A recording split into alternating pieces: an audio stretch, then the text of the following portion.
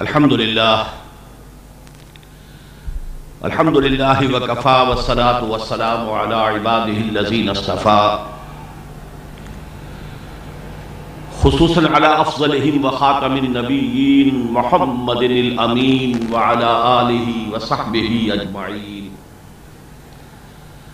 اما بعد فقد قال اللہ تبارک وتعالی کما ورد فی سورۃ التغابن: اعوذ باللہ من الشیطان الرجیم بسم اللہ الرحمن الرحیم. یسبح للہ ما فی السماوات وما فی الارض لہ الملک ولہ الحمد وہو علی کل شیء قدیر الی آخر السورہ. صدق اللہ العظیم. رب اشرح لي صدري ويسر لي امري واحلل عقدة من لساني يفقهوا قولي. اللهم ربنا الهمنا رشدنا واعذنا من شرور انفسنا. اللهم ارنا الحق حقا وارزقنا اتباعه وارنا الباطل باطلا وارزقنا اجتنابه. اللهم ربنا انس وحشتنا في قبورنا وارحمنا بالقرآن العظيم. اللهم اجعله لنا اماما ونورا وهدى ورحمة. اللهم ذكرنا منه ما نسينا وعلمنا منه ما جهلنا وارزقنا تلاوته آناء الليل وآناء النهار واجعله لنا حجة يا رب العالمين آمين. معزز حاضرین اور محترم خواتین، مجھے یہ سہولت حاصل ہو گئی ہے کہ پوری سورہ تغابن کی تلاوت کی ضرورت نہیں ہے، اس لیے کہ آپ اس کی تلاوت مولانا احتشام الحق تھانوی رحمہ اللہ کی آواز میں سن چکے ہیں. اس سے پہلے کہ میں اس سورہ مبارکہ کا درس شروع کروں، تمہیداً پہلے چند باتیں نوٹ کر لیجیے. یہ سورہ مبارکہ قرآن حکیم میں کس مقام پر ہے اور اس کا سیاق و سباق کیا ہے؟ آپ کے علم میں ہے کہ قرآن حکیم کا 2/3 حصہ مکی ہے، یعنی مکی صورتوں پر مشتمل ہے. صرف 1/3 حصہ ہے جو مدنی صورتوں پر مشتمل ہے. یہ مدنی صورتیں قرآن حکیم میں 6 گلدستوں کی شکل میں ہے. سب سے بڑا گلدستہ حجم کے اعتبار سے وہ بالکل آغاز میں ہے، سورہ بقرہ، سورہ آل عمران، سورہ نساء، سورہ مائدہ، 6.25 پارے، لیکن تعداد 4 ہی ہے. پھر 2 سورتیں آتی ہیں، سورہ انفال، سورہ توبہ. پھر تقریباً 6 پاروں کے بعد ایک سورت آتی ہے، سورہ نور. پھر آگے جا کر سورہ احزاب. پھر 3 سورتیں، سورہ محمد صلی اللہ علیہ وسلم، سورہ فتح، سورہ حجرات. اور آخری گلدستہ جو تعداد سور کے اعتبار سے سب سے بڑا گلدستہ ہے، وہ ہے جو سورہ حدید سے شروع ہو کر اور سورہ تحریم پر ختم ہوتا ہے. تقریباً 1.25 پارہ ہے، لیکن یہ تعداد میں 10 سورتیں ہیں. یہ جو 10 صورتیں ہیں ان میں خاص طور پر 5 وہ ہیں کہ جن کا آغاز ہوتا ہے تسبیح باری تعالیٰ سے. سبح للہ یا یسبح للہ. سبح للہ ما فی السماوات و ما فی الارض. اللہ کی تسبیح کرتی ہے ہر وہ شے جو آسمانوں میں ہے اور ہر وہ شے جو زمین میں ہے. چنانچہ سورہ حدید اس سے شروع ہوئی، پھر سورہ حشر شروع ہوئی، پھر سورہ صف شروع ہوئی. انہی الفاظ سبح للہ ما فی السماوات و ما فی الارض. پھر فعل مضارع کی شکل میں یہ سورہ جمعہ اور سورہ تغابن، یسبح للہ ما فی السماوات و ما فی الارض، سورہ جمعہ بھی اور سورہ تغابن بھی.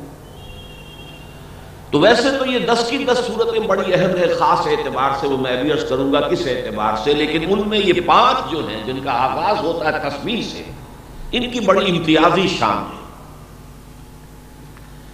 یہ جو 10 صورتوں کا گلدستہ ہے مدنی صورتوں کا، ان کے بارے میں چند باتیں نوٹ کر لیجئے جو ان میں مشترک ہیں. نمبر 1 یہ کہ یہ تقریباً تمام صورتیں وہ ہیں کہ جو مدنی دور کا جو نصف آخر ہے اس میں نازل ہوئی. یعنی سن 5 ہجری کے بعد. صرف ایک استثناء ہے، وہ سورۃ الحشر ہے، باقی 9 سورتیں یہ سن 5 ہجری کے بعد کی. دوسری قدر مشترک یہ ہے کہ ان سورتوں میں خطاب نہ کفار سے ہے، نہ مشرکین سے ہے، نہ اہل کتاب سے ہے. کل کا کل خطاب ہے امت مسلمہ سے.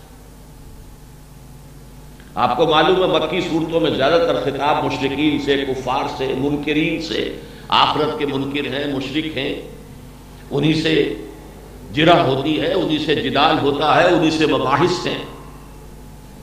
لیکن ان صورتوں میں ان سے کوئی خطاب ہے ہی نہیں، بلکہ روح سخن بھی نہیں. پھر مدنی صورتیں بڑی جو ہیں، سورہ بقرہ، آل عمران، نساء، مائدہ، ان میں آپ نے دیکھا اہل کتاب سے خطاب ہے، بہت اہم اس کا حصہ جو ہے، یہود سے، نصارہ سے. ان صورتوں میں ان سے بھی کوئی خطاب نہیں، سارا خطاب ہے امت مسلمہ سے. اور امت مسلمہ کے حوالے سے بھی ایک خاص بات کہ یہ جو مدنی دور کا نصف آخر ہے، second half of the Madani period, اس میں مسلمانوں میں کچھ اضمحلال کے آثار ظاہر ہو گئے تھے اوسط کے اعتبار سے. ان کے جوش جہاد میں کچھ کمی، جذبہ انفاق میں کچھ کمی، شوق شہادت میں کچھ کمی، اللہ کی راہ میں سب کچھ قربان کر دینے کے جذبے میں کچھ کمی. یہ آثار ہو گئے تھے. نمایاں کیوں ہو گئے تھے اس کو سمجھ لیجئے. یہ نہ سمجھیے کہ جو سابقون الاولون تھے ان کے جذبے میں کمی ہو گئی تھی، نہیں، معاذ اللہ. ابو بکر اور عمر اور عثمان اور علی اور طلحہ اور زبیر اور حمزہ، ان کے اندر کوئی سوال پیدا نہیں ہوتا، رضی اللہ تعالی عنہم اجمعین. لیکن چونکہ اب بڑے پیمانے پر ایکسپینشن ہو رہی تھی، جو نیا خون داخل ہو رہا تھا، ابھی اس کی تربیت نہیں ہوئی ہے، ابھی وہ ان مراحل سے نہیں گزرے ہیں. مہاجرین جو آئے تھے مکے سے، وہ کیسی کیسی آزمائشوں کی بھٹیوں میں سے گزر کر آئے تھے، کندن بن چکے تھے. اب یہ ظاہر بات ہے کہ ابھی جو اتنا تازہ خون آ رہا ہے، تو اگر اوسط کا حساب لگائیں گے تو گویا کہ کچھ اضمحلال، کچھ کمی. یہی وجہ ہے کہ اس صورتوں میں کوئی ڈانٹ ڈپٹ کا انداز ہے. تمہیں کیا ہو گیا؟ سورہ حدید میں آپ دیکھیں گے، جو کہ ان کی پہلی صورت ہے، ام المسبحات، ما لکم لا تؤمنون باللہ. کیا ہو گیا مسلمانوں تم اللہ پر ایمان کیوں نہیں رکھتے؟ وما لکم الا تنفقوا فی سبیل اللہ، تمہیں کیا ہو گیا ہے، اللہ کی راہ میں خرچ کیوں نہیں کرتے؟ جیسے سورہ صف میں فرمایا کہ جو لوگ کہیں کچھ اور کریں کچھ اور، اللہ تعالیٰ کا غضب ان پر بھڑکتا ہے. یا ایھا الذین آمنوا لم تقولون ما لا تفعلون کبر مقتا عند اللہ ان تقولوا ما لا تفعلون. یہ آپ کو مشترک ملے گا ان تمام صورتوں کہ ذرا توجہ دلائی جا رہی ہے، تمہیں کیا ہو رہا ہے، تمہارے ایمان کی گہرائی میں، ایمان کی گیرائی میں، پھر جوش انفاق میں، جذبہ جہاد میں کیوں کمی پیدا ہو رہی ہے. اس اعتبار سے گویا کہ یہ ہمارے لیے دور زوال کی امت مسلمہ کے لیے اہم ترین صورتیں ہیں پورے قرآن. ہمارے اندر تو وہ زوال انتہا کو پہنچ چکا ہے نا، وہاں تو ابھی یوں سمجھیے کہ کچھ آثار ظاہر ہوئے تھے، کچھ آثار ظاہر ہوئے تھے. ہم تو اس زوال کی انتہا کو پہنچے ہوئے. اس اعتبار سے موجودہ جو امت مسلمہ ہے، جسے میں کہہ رہا ہوں دور زوال کی امت مسلمہ، اس کے لیے قرآن حکیم کا اہم ترین حصہ یہ 10 صورتیں ہیں. سورہ حدید، سورہ مجادلہ، سورہ حشر، سورہ ممتحنہ، سورہ صف، سورہ جمعہ، سورہ منافقون، پھر سورہ تغابن، پھر سورۃ الطلاق، سورۃ التحریم. 10 صورتیں. اس میں جیسا کہ میں نے عرض کیا کہ جھنجھوڑنے کا انداز اور لوگوں کو جو ایمان کے تقاضے ہیں ان کو پورا کرنے کے لیے آمادہ کرنے کا انداز. اب اس میں ایک اور بات نوٹ کیجئے کہ ان چھوٹی چھوٹی صورتوں میں قرآن حکیم کے بڑے مضامین کے خلاصے دے دیے گئے. مثلا آپ کو معلوم ہے نفاق کا مضمون سورہ نساء میں، سورہ توبہ میں، سورہ احزاب میں کس قدر وضاحت کے ساتھ آتا ہے. منافقین کا تذکرہ، نفاق کی علامات کیا ہیں، نفاق کی ہلاکت آفرینی کیا ہے. لیکن اس کے لیے اب اتنی لمبی لمبی صورتیں پڑھیں یہ دور زوال کے لوگ جو ہے وہ ذرا کچھ آسانی پسند بھی ہو گئے ہیں، لہذا انہیں خلاصوں کی ضرورت ہے. جیسے کمزور طالب علم ہوتے ہیں وہ پوری ٹیکسٹ بکس نہیں پڑھ سکتے تو کچھ خلاصے انہیں درکار ہوتے ہیں. تو اللہ نے ہماری کمزوری کو سامنے رکھتے ہوئے کل 11 آیات پر مشتمل سورۃ المنافقون، جس میں مرض نفاق کے اسباب کیا ہیں، اس کا آغاز کیسے ہوتا ہے، اس کے مدارج اور مراحل کیا ہیں، اور پھر اس کی علامات کیا ہیں، یعنی جو میڈیکل ٹرمینالوجی میں ایٹیولوجی کیا ہے، پروگنوسس کیا ہے، سمپٹیمٹولوجی کیا ہے، ٹریٹمنٹ کیا ہے، اس کا کیوریٹو ٹریٹمنٹ کیا ہے، اگر مرض کی چھوت لگ جائے تو علاج کیسے ہوگا، اور اس سے بچنا جو ہے پریونٹیو ٹریٹمنٹ کیا ہے کہ اس کی چھوت سے بچا جا سکے. یہ سارے مضامین منافقت اور نفاق کے بارے میں 11 آیات کے اندر خلاصہ ہے. اسی طرح جہاد اور قتال فی سبیل اللہ، یہ کس لیے؟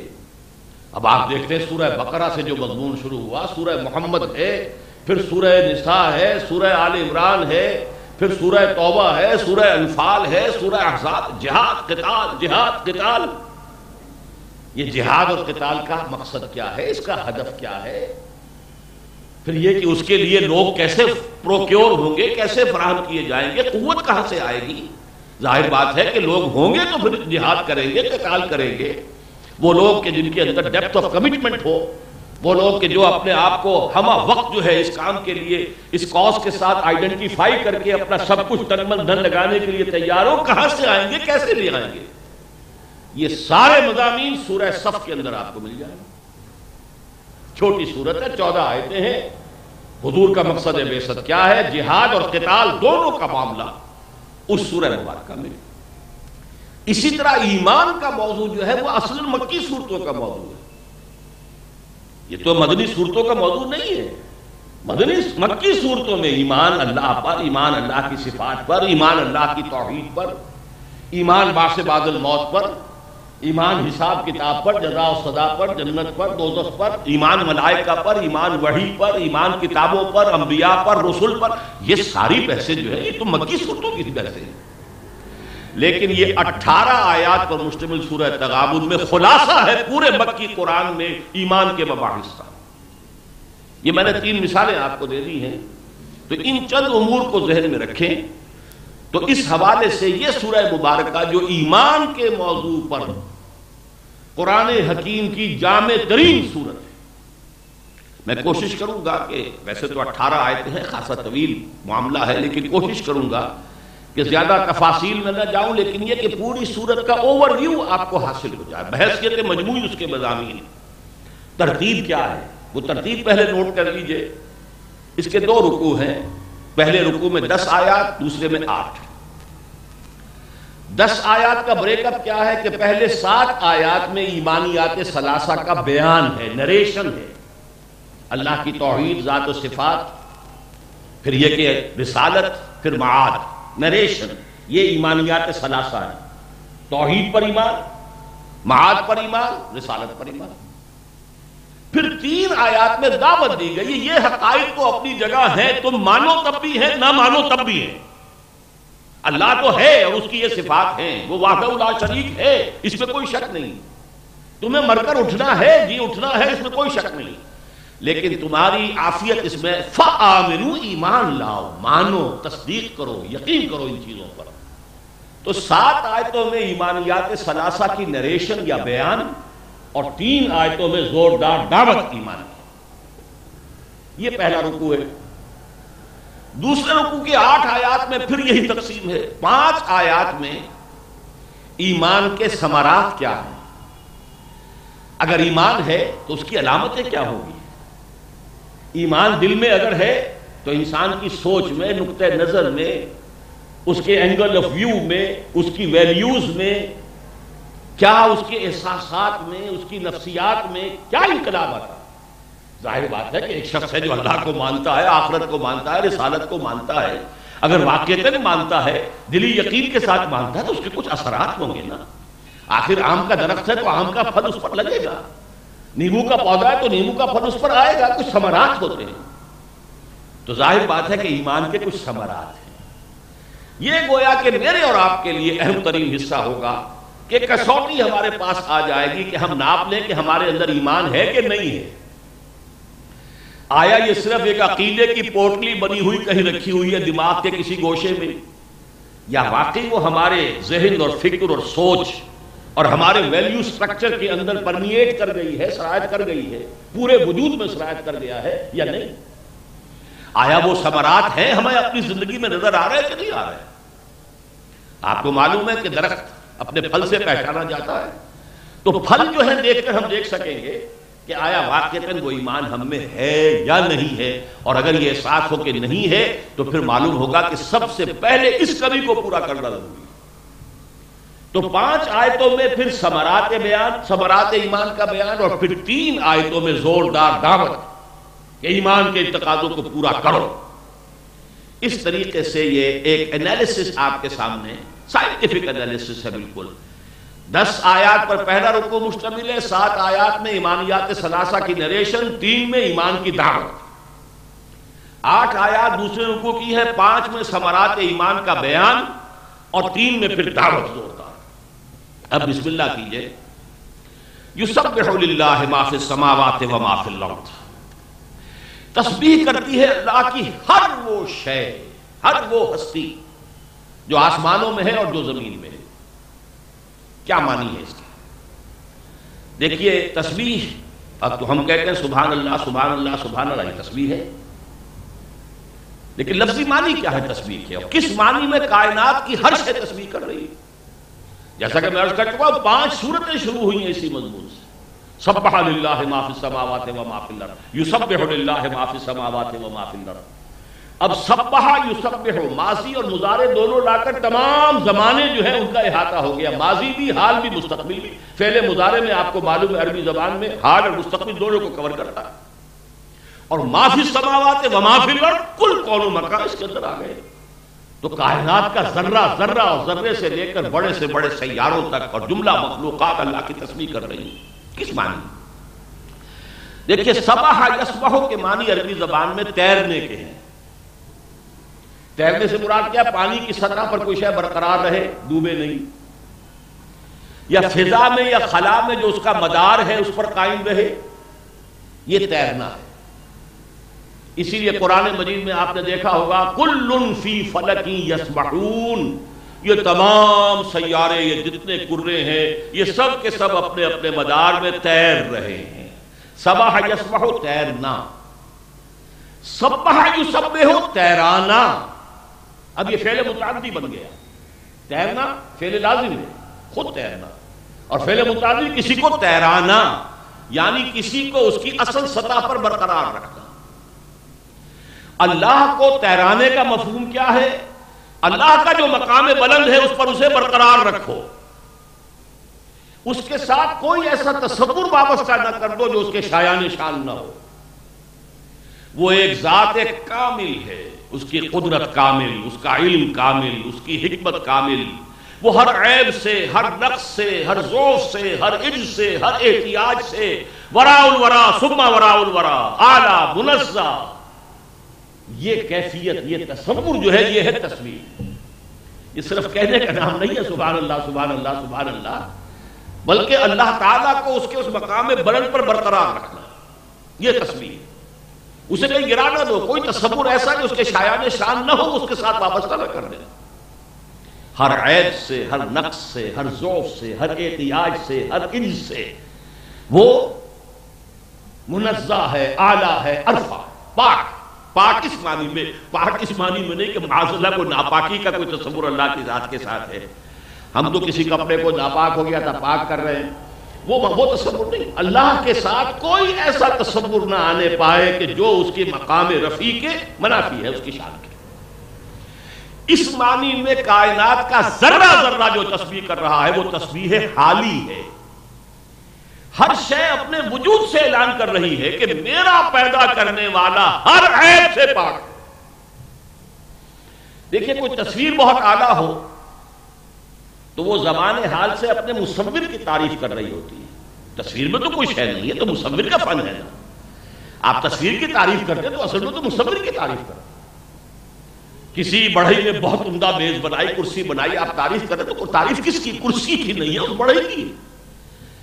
تو اس کائنات میں جیسے کہ سورہ ملک کے شروع میں کہا گیا تم ہماری اس کائنات کے اندر چاروں طرف دیکھ لو، فرجع البصر کرتین ینقلب الیک البصر خاسئا وہو حسیر، تمہیں کہیں کوئی رکھنا، کہیں کوئی خامی، کہیں کوئی کمی نظر نہیں آئے۔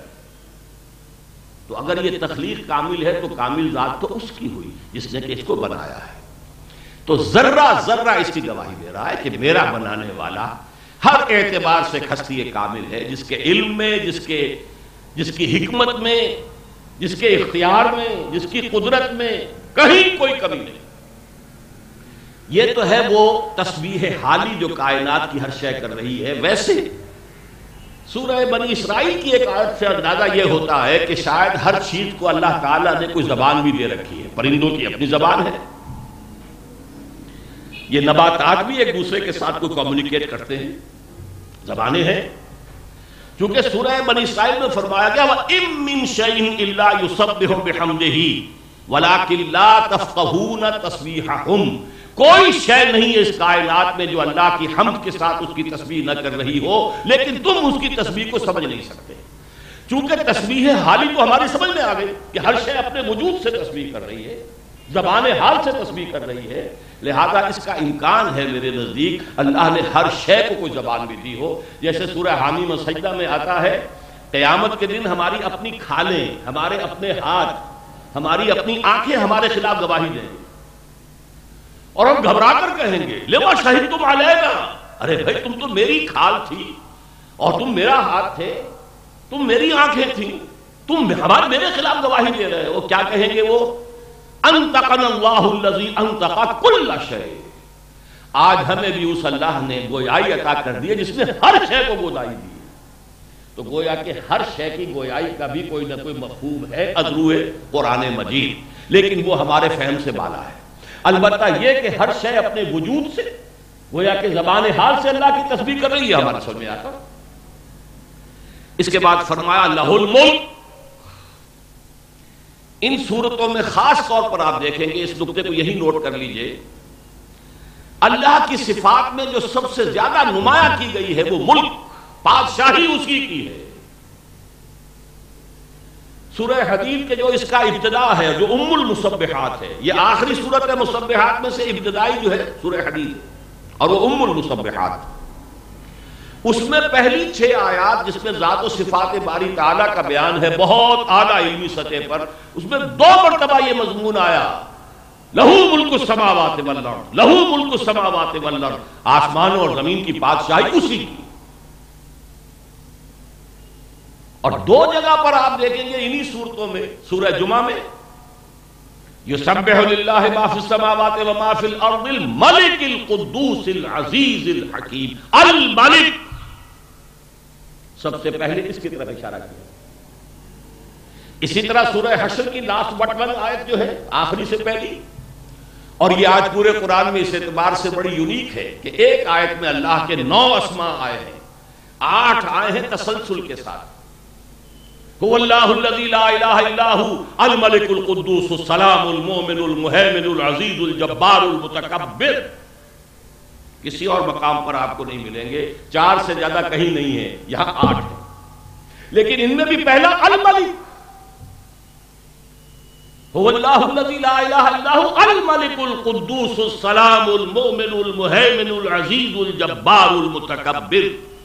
یہ تصور جو ہے اس کو نوٹ کر لیجئے، قرآن مجید کا اہم ترین تصور ہے کہ اسلام در حقیقت اللہ کی بادشاہت قائم کرنا چاہتا ہے، اللہ کا نظام، لہ الملک، بادشاہی اسی کی ہونی چاہیے، زمین اس کی ہے، اس کا قانون چلنا چاہیے، ساورنٹی اس کی ہے، ان الحکم الا للہ لا یشرک فی حکمہ احدا، وہ اپنے حکم اور حاکمیت کے اختیار میں کسی کو شریک کرنے کو تیار نہیں۔ وَلَمْ يَكُنْ لَهُ شَرِيكٌ فِي الْمُلْكِ، کوئی بادشاہت میں اس کا ساتھی نہیں۔ یہ تصور ذہن میں رکھیے کہ اصل میں مدنی دور کا جو امتیاز ہے وہ تو یہی ہے کہ اللہ کی حکومت قائم ہو گئی ہے، مکے میں دعوت ہو رہی ہے، تربیت ہو رہی ہے، تزکیہ ہو رہا ہے، تیاری ہو رہی ہے، ایک قوت جو ہے فراہم کی جا رہی ہے، لوگوں کو جمع کیا جا رہا ہے، ان کو بھٹیوں سے گزارا جا رہا ہے، ان کی ٹریننگ ہو رہی ہے، ان کی تربیت اور تزکیے کا عمل جاری ہے، لیکن کاہے کے لیے؟ اللہ کی بادشاہت۔ اور نوٹ کیجئے کیونکہ ظاہر بات ہے کہ انجیل بھی آخر اللہ تعالیٰ کا کلام ہے نا، اس میں ہو گئی ہیں ترمیمیں، ہو گئی ہیں، ہم اس کو کسی کو سند کے طور پر تو نہیں لا سکتے، لیکن جو چیزیں کہ ایک طرح کی مشابہت رکھتی ہو قرآن کے ساتھ وہ تو یقیناً قابل قبول ہے۔ ان کی جو سورہ فاتحہ ہے لارڈس پریئر، ان کے الفاظ ذرا نوٹ کیجئے، Thy kingdom come, Thy will be done on earth as it is in heavens۔ اے رب تیری حکومت آئے، تیری بادشاہی آئے، تیرا نظام قائم ہو، تیری مرضی اسی طرح زمین پر بھی پوری ہو جیسے آسمانوں میں پوری ہو رہی ہے۔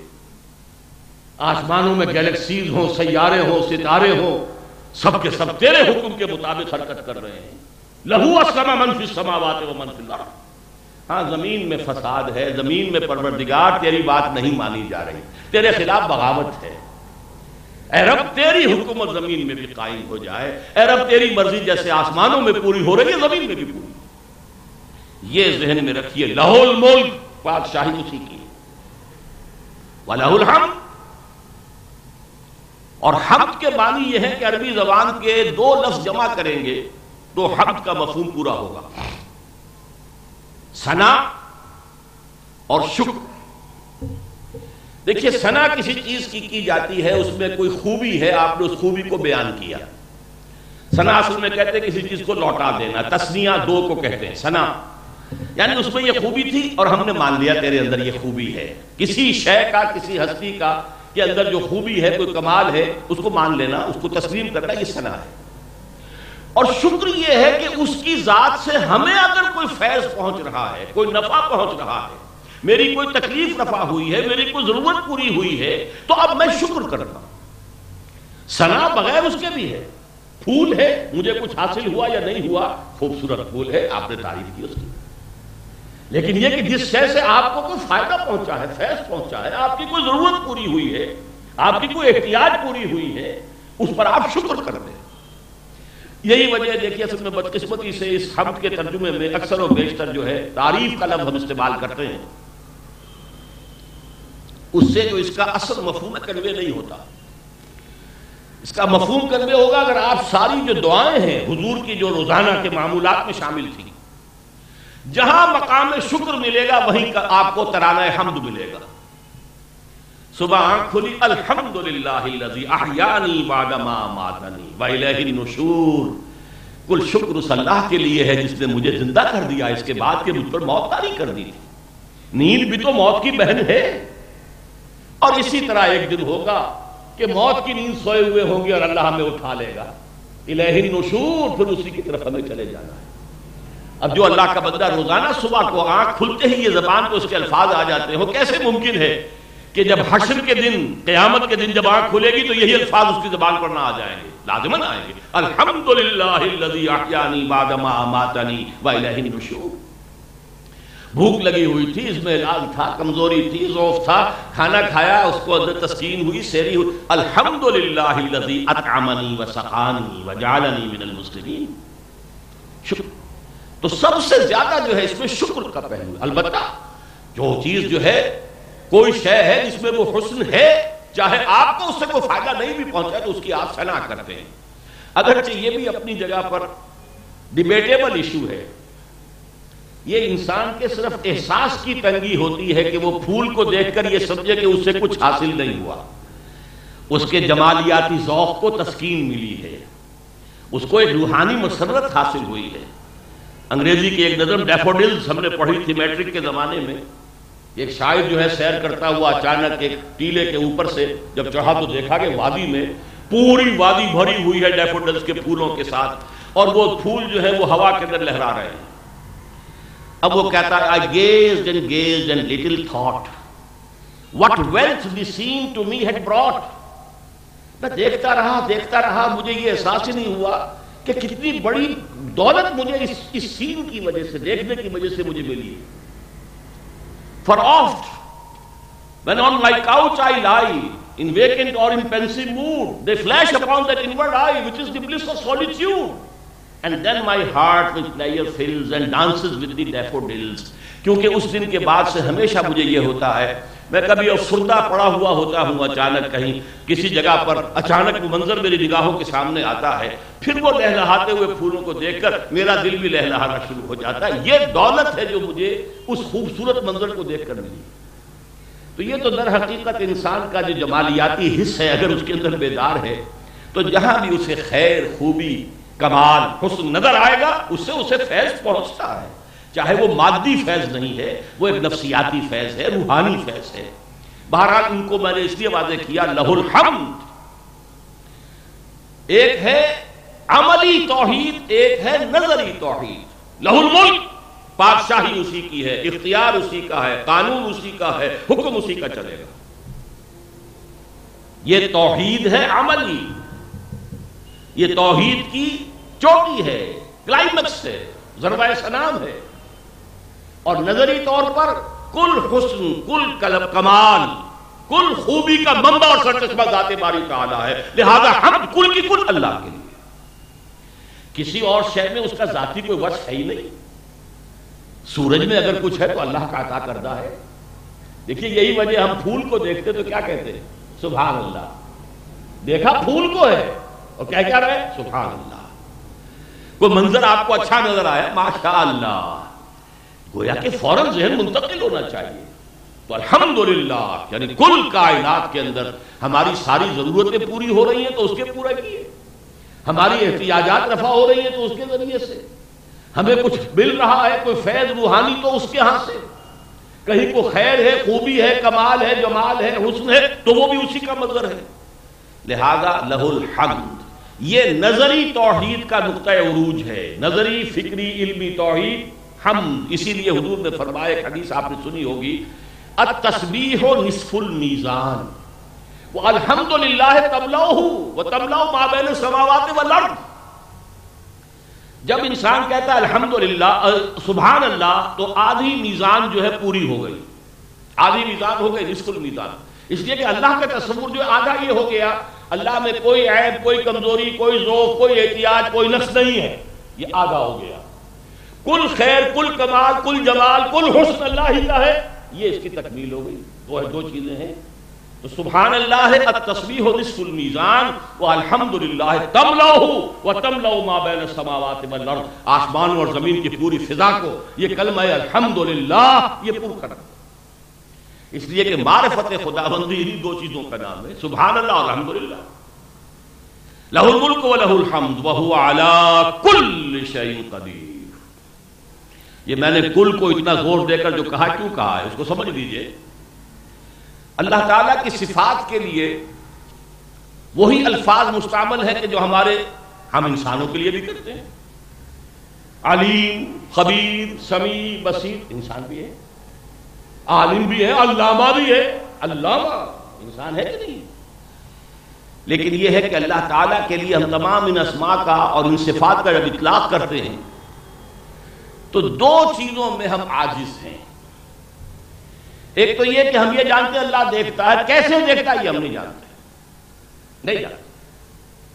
کیا اس کی کوئی آنکھ ہے، کیا اس کا بھی کوئی ریٹینا ہے، کیا اسے بھی روشنی کی شعاؤں کی ضرورت ہے دیکھنے کے لیے؟ معاذ اللہ ثم معاذ اللہ ثم معاذ اللہ۔ دیکھتا ہے، کیسے دیکھتا ہے ہم نہیں جانتے، سنتا ہے، کیسے سنتا ہے ہم نہیں جانتے۔ نمبر دو، وہ کتنا سمیع ہے، کتنا بصیر ہے، کتنا علیم ہے، کتنا قدیر ہے، ہم کیسے سمجھیں گے؟ ہمارے دماغ اور ہمارا تصور یوں سمجھیے کہ جیسے سونار کی ترازو ہوتی ہے، اس میں ماشے اور تولے جا سکتے ہیں، ٹنوں کو تو نہیں تولا جا سکتا۔ اللہ کی صفات مطلق، اس کی قدرت مطلق، اومنی پوٹنٹ، اومنیشینٹ، لہذا ہمارے لیے جائے پناہ ہے لفظ کل، ہوا علی کل شیء قدیر، ہوا بے کل شیء علیم۔ یہ کل کے سوا ہمارے پاس کوئی پناہ گاہ نہیں ہے اللہ تعالیٰ کی صفات کے لیے۔ ہر چیز پر قادر، ہر چیز کا جاننے والا۔ اب ہم کیا اندازہ کریں گے؟ اللہ کے علم کی وسعتوں کا کوئی اندازہ ممکن ہے؟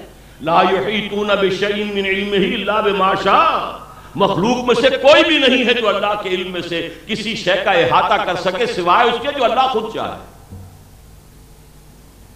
ملائکہ نے بھی کہہ دیا تھا سبحانک لا علم لنا الا ما علمتنا، تو پاک ہے اور ہمیں کوئی علم حاصل نہیں ہے سوا اس کے جو تو نے ہمیں سکھایا ہے. هو على كل شيء قدیر. اب سنیے اگلی آیت. هو الذی خلقکم، اس نے تم سب کو پیدا کیا. لیکن عجیب صورت کیا ہے؟ فمنکم کافر ومنکم مومن، تو کوئی تم میں سے کافر ہے کوئی مومن ہے. مخلوق سب اسی کی ہیں، سب کو اس کو ماننا چاہیے، سب کو اس پر ایمان لانا چاہیے. سب اس سے یہ عہد کر کے آئے تھے الستو بربکم قالوا بلی، لیکن یہاں آ کر بھٹک گئے. فمنکم مومن ومنکم کافرون، تم میں سے کوئی وہ ہے جو کافر ہے، نہیں مانتے. اور لفظ کفر کو اس کے اصلی مفہوم میں لیجئے تو کفر شکر کے مقابلے کا لفظ ہے. ومن یشکر فانما یشکر لنفسہ ومن کفر فان اللہ غنی حمید. اسی سے کفران نعمت ہم بولتے ہیں، کفران نعمت، شکر کی بجائے کفر. تو اللہ کے ناشکر ہے، اور ایک وہ ہے جو اللہ کو ماننے والے ہیں، اللہ کا شکر کرتے ہیں، حمد بجا لاتے ہیں، تسبیح کرتے ہیں. تو فرمایا پیدا تو اس نے کیا سب کو. فمنکم کافر ومنکم مومن واللہ بما تعملون بصیر، اور جو کچھ تم کر رہے ہو اللہ اسے دیکھ رہا ہے. یہ دیکھ رہا ہے کس لیے؟ معاذ اللہ کو تماش بین ہے، تماشا کر رہا ہے. ہوتا ہے شب و روز تماشا میرے آگے، اور باغیچہ اطفال ہے دنیا میرے آگے، یہ ہے. یا کوئی ریسرچ کرنے کے لیے، اسے کوئی تھیسس لکھنے کے لیے ڈیٹا فراہم کرنا ہے، اس کے اندر ایک دھمکی ہے، وہ دیکھ رہا ہے. یعنی تمہارے ہر عمل کو جو اس کی جواب دہی ہوگی، اس کا جو محاسبہ ہوگا، جان لو فمن یعمل مثقال ذرۃ خیرا یرہ ومن یعمل مثقال ذرۃ شرا یرہ. ذرے کے ہم وزن نیکی کرو گے تو وہ بھی موجود پاؤ گے اپنے سامنے، اور ذرے کے ہم وزن برائی کماؤ گے تو وہ بھی موجود پاؤ. توحید کے ساتھ ہی ملا ہوا یہ معاد کا معاملہ اس طرح آتا ہے جیسے کہ انا للہ و انا الیہ راجعون، یہ ایک جملے میں جو آیا ہے. ایسے ہی توحید کے بیان کے ساتھ اس کی کرولری کے طور پر، توحید کی کرولری ہے یہ معاد، لہذا اس کو اس طور سے اللہ تعالیٰ بیان میں لے آتے ہیں. فرمایا خلق السماوات والارض بالحق، اس نے آسمان اور زمین حق کے ساتھ پیدا کی. اس کے کیا معنی ہے؟ دیکھیے حق کے معنی جو ہے عربی زبان میں ہر وہ چیز جو فی الواقع موجود ہو حق ہے، ہر وہ شے جو نظر تو آتی ہو حقیقت میں موجود نہ ہو وہ باطل ہے. ہر وہ شے جو اخلاقاً ثابت ہو وہ حق ہے، جو اخلاقاً ثابت نہ ہو وہ باطل ہے. ہر وہ شے جو پرپس فل ہے، با مقصد ہے، وہ حق ہے، اور ہر وہ شے جو بے مقصد ہے وہ باطل ہے. ربنا ما خلقت ھذا باطلا، پروردگار تو نے یہ ساری کائنات باطل نہیں بنائی، بے مقصد نہیں بنائی. یہاں ہمیں ایک تنکا بھی جو ہے، گھاس کا ایک تنکا بھی بے مقصد نظر نہیں آتا، ہر شے کے اندر کوئی مقصدیت ہے. تو کیسے ممکن ہے پوری کائنات بے مقصد؟ یہ رام کی لیلا کا تصور ہندوؤں کے ہاں یہ ایسا نہیں ہے. یہ تو ایک سنجیدہ تخلیق ہے، ایک حکیم کی تخلیق ہے. اس کے ذرے ذرے پہ حکمت ہے، پرپس ہے، پرپس فلنس ہے. تو خلق السماوات والارض بالحق، اس سے اصل میں قرآن جو استدلال لاتا ہے، یہاں تو چونکہ خلاصہ ہے، تفاصیل تو آ نہیں سکتے. استدلال یہ ہے کہ تم یہ سوچو کہ تمہارے اندر ہم نے ایک اخلاقی حص رکھی ہوئی ہے، تم ایک چیز کو سمجھتے ہو یہ بری ہے اور یہ ایک کو سمجھتے ہو یہ اچھی ہے. یہ جو مورل ویلیوز تمہارے اندر ہے، فالہمہا فجورہا وتقواہا، اللہ تعالیٰ نے نفس انسانی کو نیکی اور بدی کا علم جو ہے ودیت کر دیا ہے الہامی طور پر.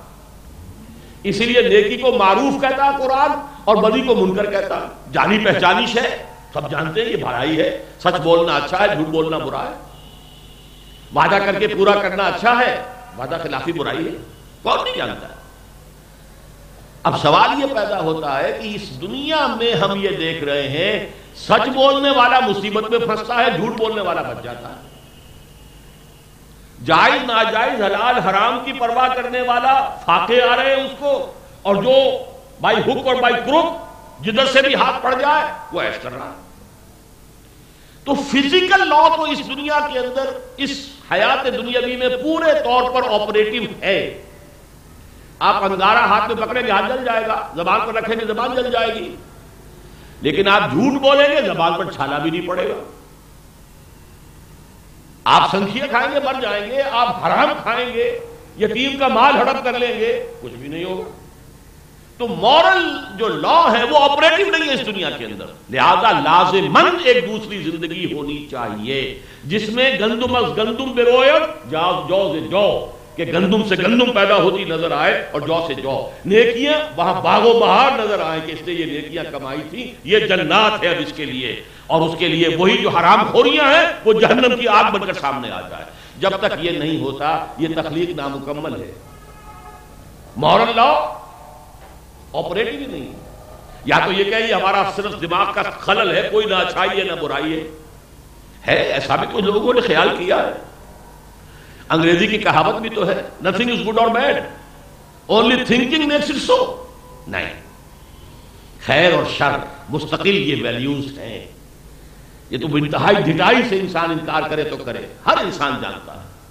آپ یہ غلط کام کر رہے ہوتے تب بھی آپ کے اندر سے کوئی چیز آپ کو جو ہے وہ مائی کانشنس از بائٹنگ می، دی پرک آف دی کانشنس، آپ محسوس کرتے ہیں کہ اندر سے کچھ ہے کہہ رہی ہے کہ تم غلط کام کر رہے ہو. یہ ہے، لیکن اس کے حوالے سے ہم دیکھتے ہیں کہ دنیا نامکمل ہے، ناقص ہے. آخرت ہونی چاہیے. تو خلق السماوات والارض بالحق، آسمان اور زمین اس نے پرپس فل بنائے ہیں، حق کے ساتھ بنائے ہیں. وَصَوَّرَكُمْ فَأَحْسَنَ صُوَرَكُمْ، اور تمہاری نقشہ کشی کی ہے اور کتنی اچھی کی ہے. یہ تمہارا چہرہ، یہ دو آنکھیں، یہ تمہاری ناک، یہ تمہارے کان، یہ تمہارے اعضاء، یہ جوارح، یہ تمہارے حواس ظاہری، حواس باطنی، جو کچھ تمہیں دیا ہے تمہارا نقشہ. اب دیکھیے سور آیا، تمہارا نقشہ کھینچا ہے، تصویر کھینچی ہے تمہاری. اور یہی لفظ آیا سورہ حشر میں، المصور. هو اللہ الخالق البارئ المصور. المصور وہی تو ہے، یہ پوری کائنات یہ اسی کا تو منہ قلم ہے جس نے اس کی سارا نقشہ کشی کی ہے. صورکم فاحسن صورکم وإلیہ المصیر، اسی کی طرف لوٹ کر بھی جانا ہے. اگر لوٹ کر جانے کا معاملہ نہ ہو تو یہ دنیا اور یہ حیات دنیا بھی نامکمل ہے، ناقص. پھر یہ خیر اور شر کی بجائے بابر میں عیش کوش کے عالم دوبارہ نہیں. پھر تو ظالم کو ظلم کرنا چاہیے، اور جتنا کر سکتا ہو کرے، عیش کرے، خون چوسے لوگوں کے، خون پیے لوگوں کے. لیکن اگر اخلاق کی کوئی ویلیوز ہیں تو پھر بعث بعد الموت، حشر و نشر، جزا و سزا، جنت اور دوزخ ہونی چاہیے. اب آ رہی ہے چوتھی آیت. میں نے کہا تھا 7 آیتوں میں ایمانیات ثلاثہ کا بیان ہے. ان میں سے 4 آیتیں ہیں جو توحید پر ہیں، ذات و صفات باری تعالیٰ پر، اس لیے کہ اصل تو ایمان نام ہی ایمان باللہ کا ہے. لیکن یہ آیت اس اعتبار سے قرآن مجید میں بڑی یونیک ہے، اللہ کی صفت علم پر 3 اعتبارات سے ایک ہی آیت میں. باقی جگہوں پر آپ کو یہ منتشر بہت سی آیتوں میں ملے گی، یہاں ایک آیت میں یعلم ما فی السماوات والارض، وہ جانتا ہے جو کچھ آسمانوں اور زمین میں ہے. کچھ ہے باہر رہ گئی نہیں. سماوات والارض قرآن مجید کے نزدیک کل کون و مکان، کل یعلم ما فی السماوات والارض، وہ جانتا ہے جو کچھ کے آسمانوں اور زمین میں ہے.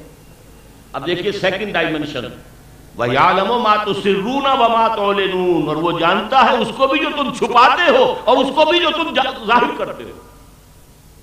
Second dimension. وَاللَّهُ عَلِيمٌ بِذَاتِ الصُّدُورِ، وہ تو جو کچھ تمہارے سینوں کے اندر پوشیدہ ہے اس کو بھی جانتا ہے. کیا یہ وہی بات ہے جو ریپیٹ ہو رہی ہے، یعلم ما تسرون وما تعلنون؟ ایک عرصے تک میں اس فکر میں رہا کہ اگر تو وہی مفہوم ہے پھر ریپیٹیشن ہے. ریپیٹیشن جو ہے وہ کلام کا حسن نہیں ہے، کلام کا عیب ہے. پھر ذہن منتقل ہوا یہ 3rd ڈائمنشن ہے. ہمارے سب کانشس مائنڈ میں جو کچھ خدبد ہو رہی ہوتی ہے جس کا ہمیں خود اندازہ نہیں ہوتا. ایک تو وہ ہے جو میں جان بوجھ کر کچھ ہے چھپا رہا ہوں، وہ میرے علم میں تو ہے نا، میں نے اس کو سپریس کیا ہے، چھپایا ہے، تو میں جانتا تو ہوں نا. لیکن میرے اس سب کانشس مائنڈ میں، تحت الشعور کے اندر جو بھی طوفان اٹھتے ہیں وہ ان کا خود مجھے شعور نہیں ہوتا، اللہ ان سے بھی واقف ہے جس کو تم خود نہیں جانتے. یعلم ما فی السماوات والارض وَيَعْلَمُ مَا تُسِرُّونَ وَمَا تُعْلِنُونَ وَاللَّهُ عَلِيمٌ بِذَاتِ الصُّدُورِ. 4 آیتیں ایمان باللہ، توحید، ذات و صفات باری تعالیٰ پر. اب 2 آیتیں آ رہی ہیں رسالت پر.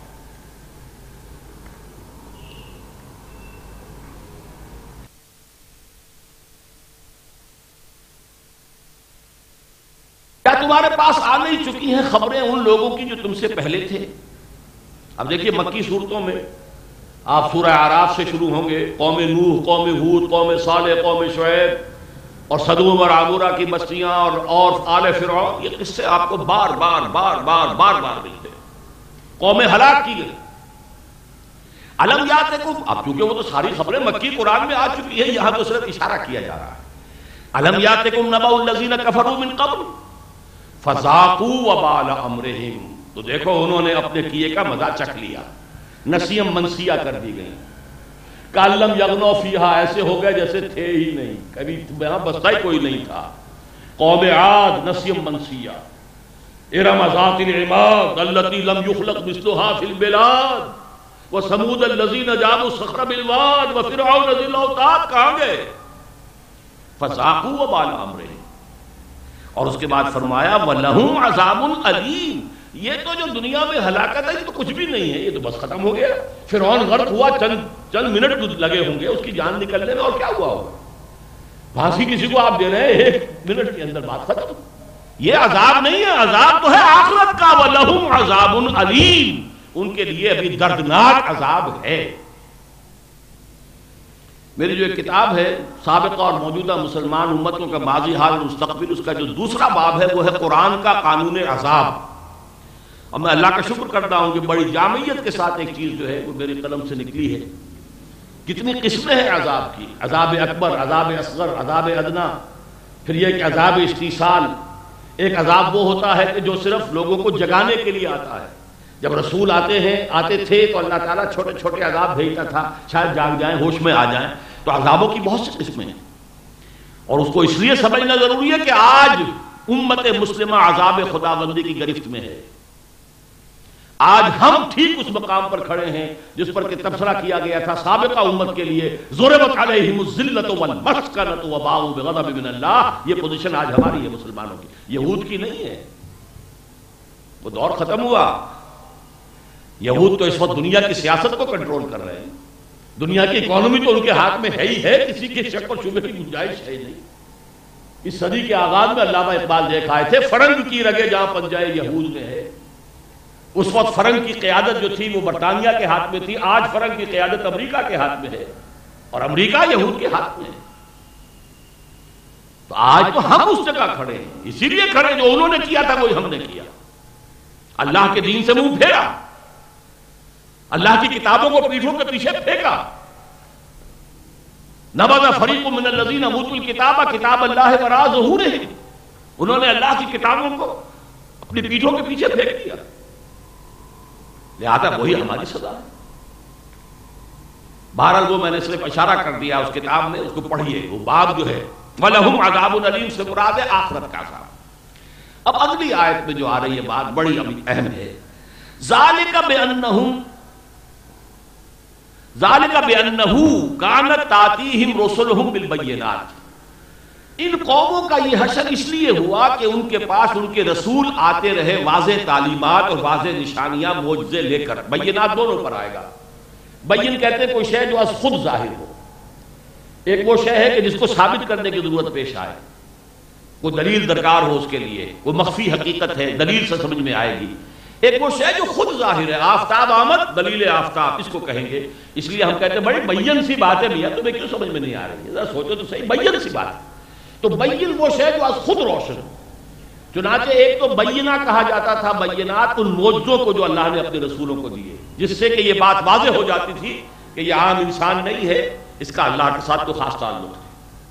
اور پھر بینات وہ تعلیمات بھی ہے، فطرت انسانی کے نزدیک جانی پہچانی چیزیں. توحید میری روح کے اندر ہے، اس کی گہرائیوں میں ہے.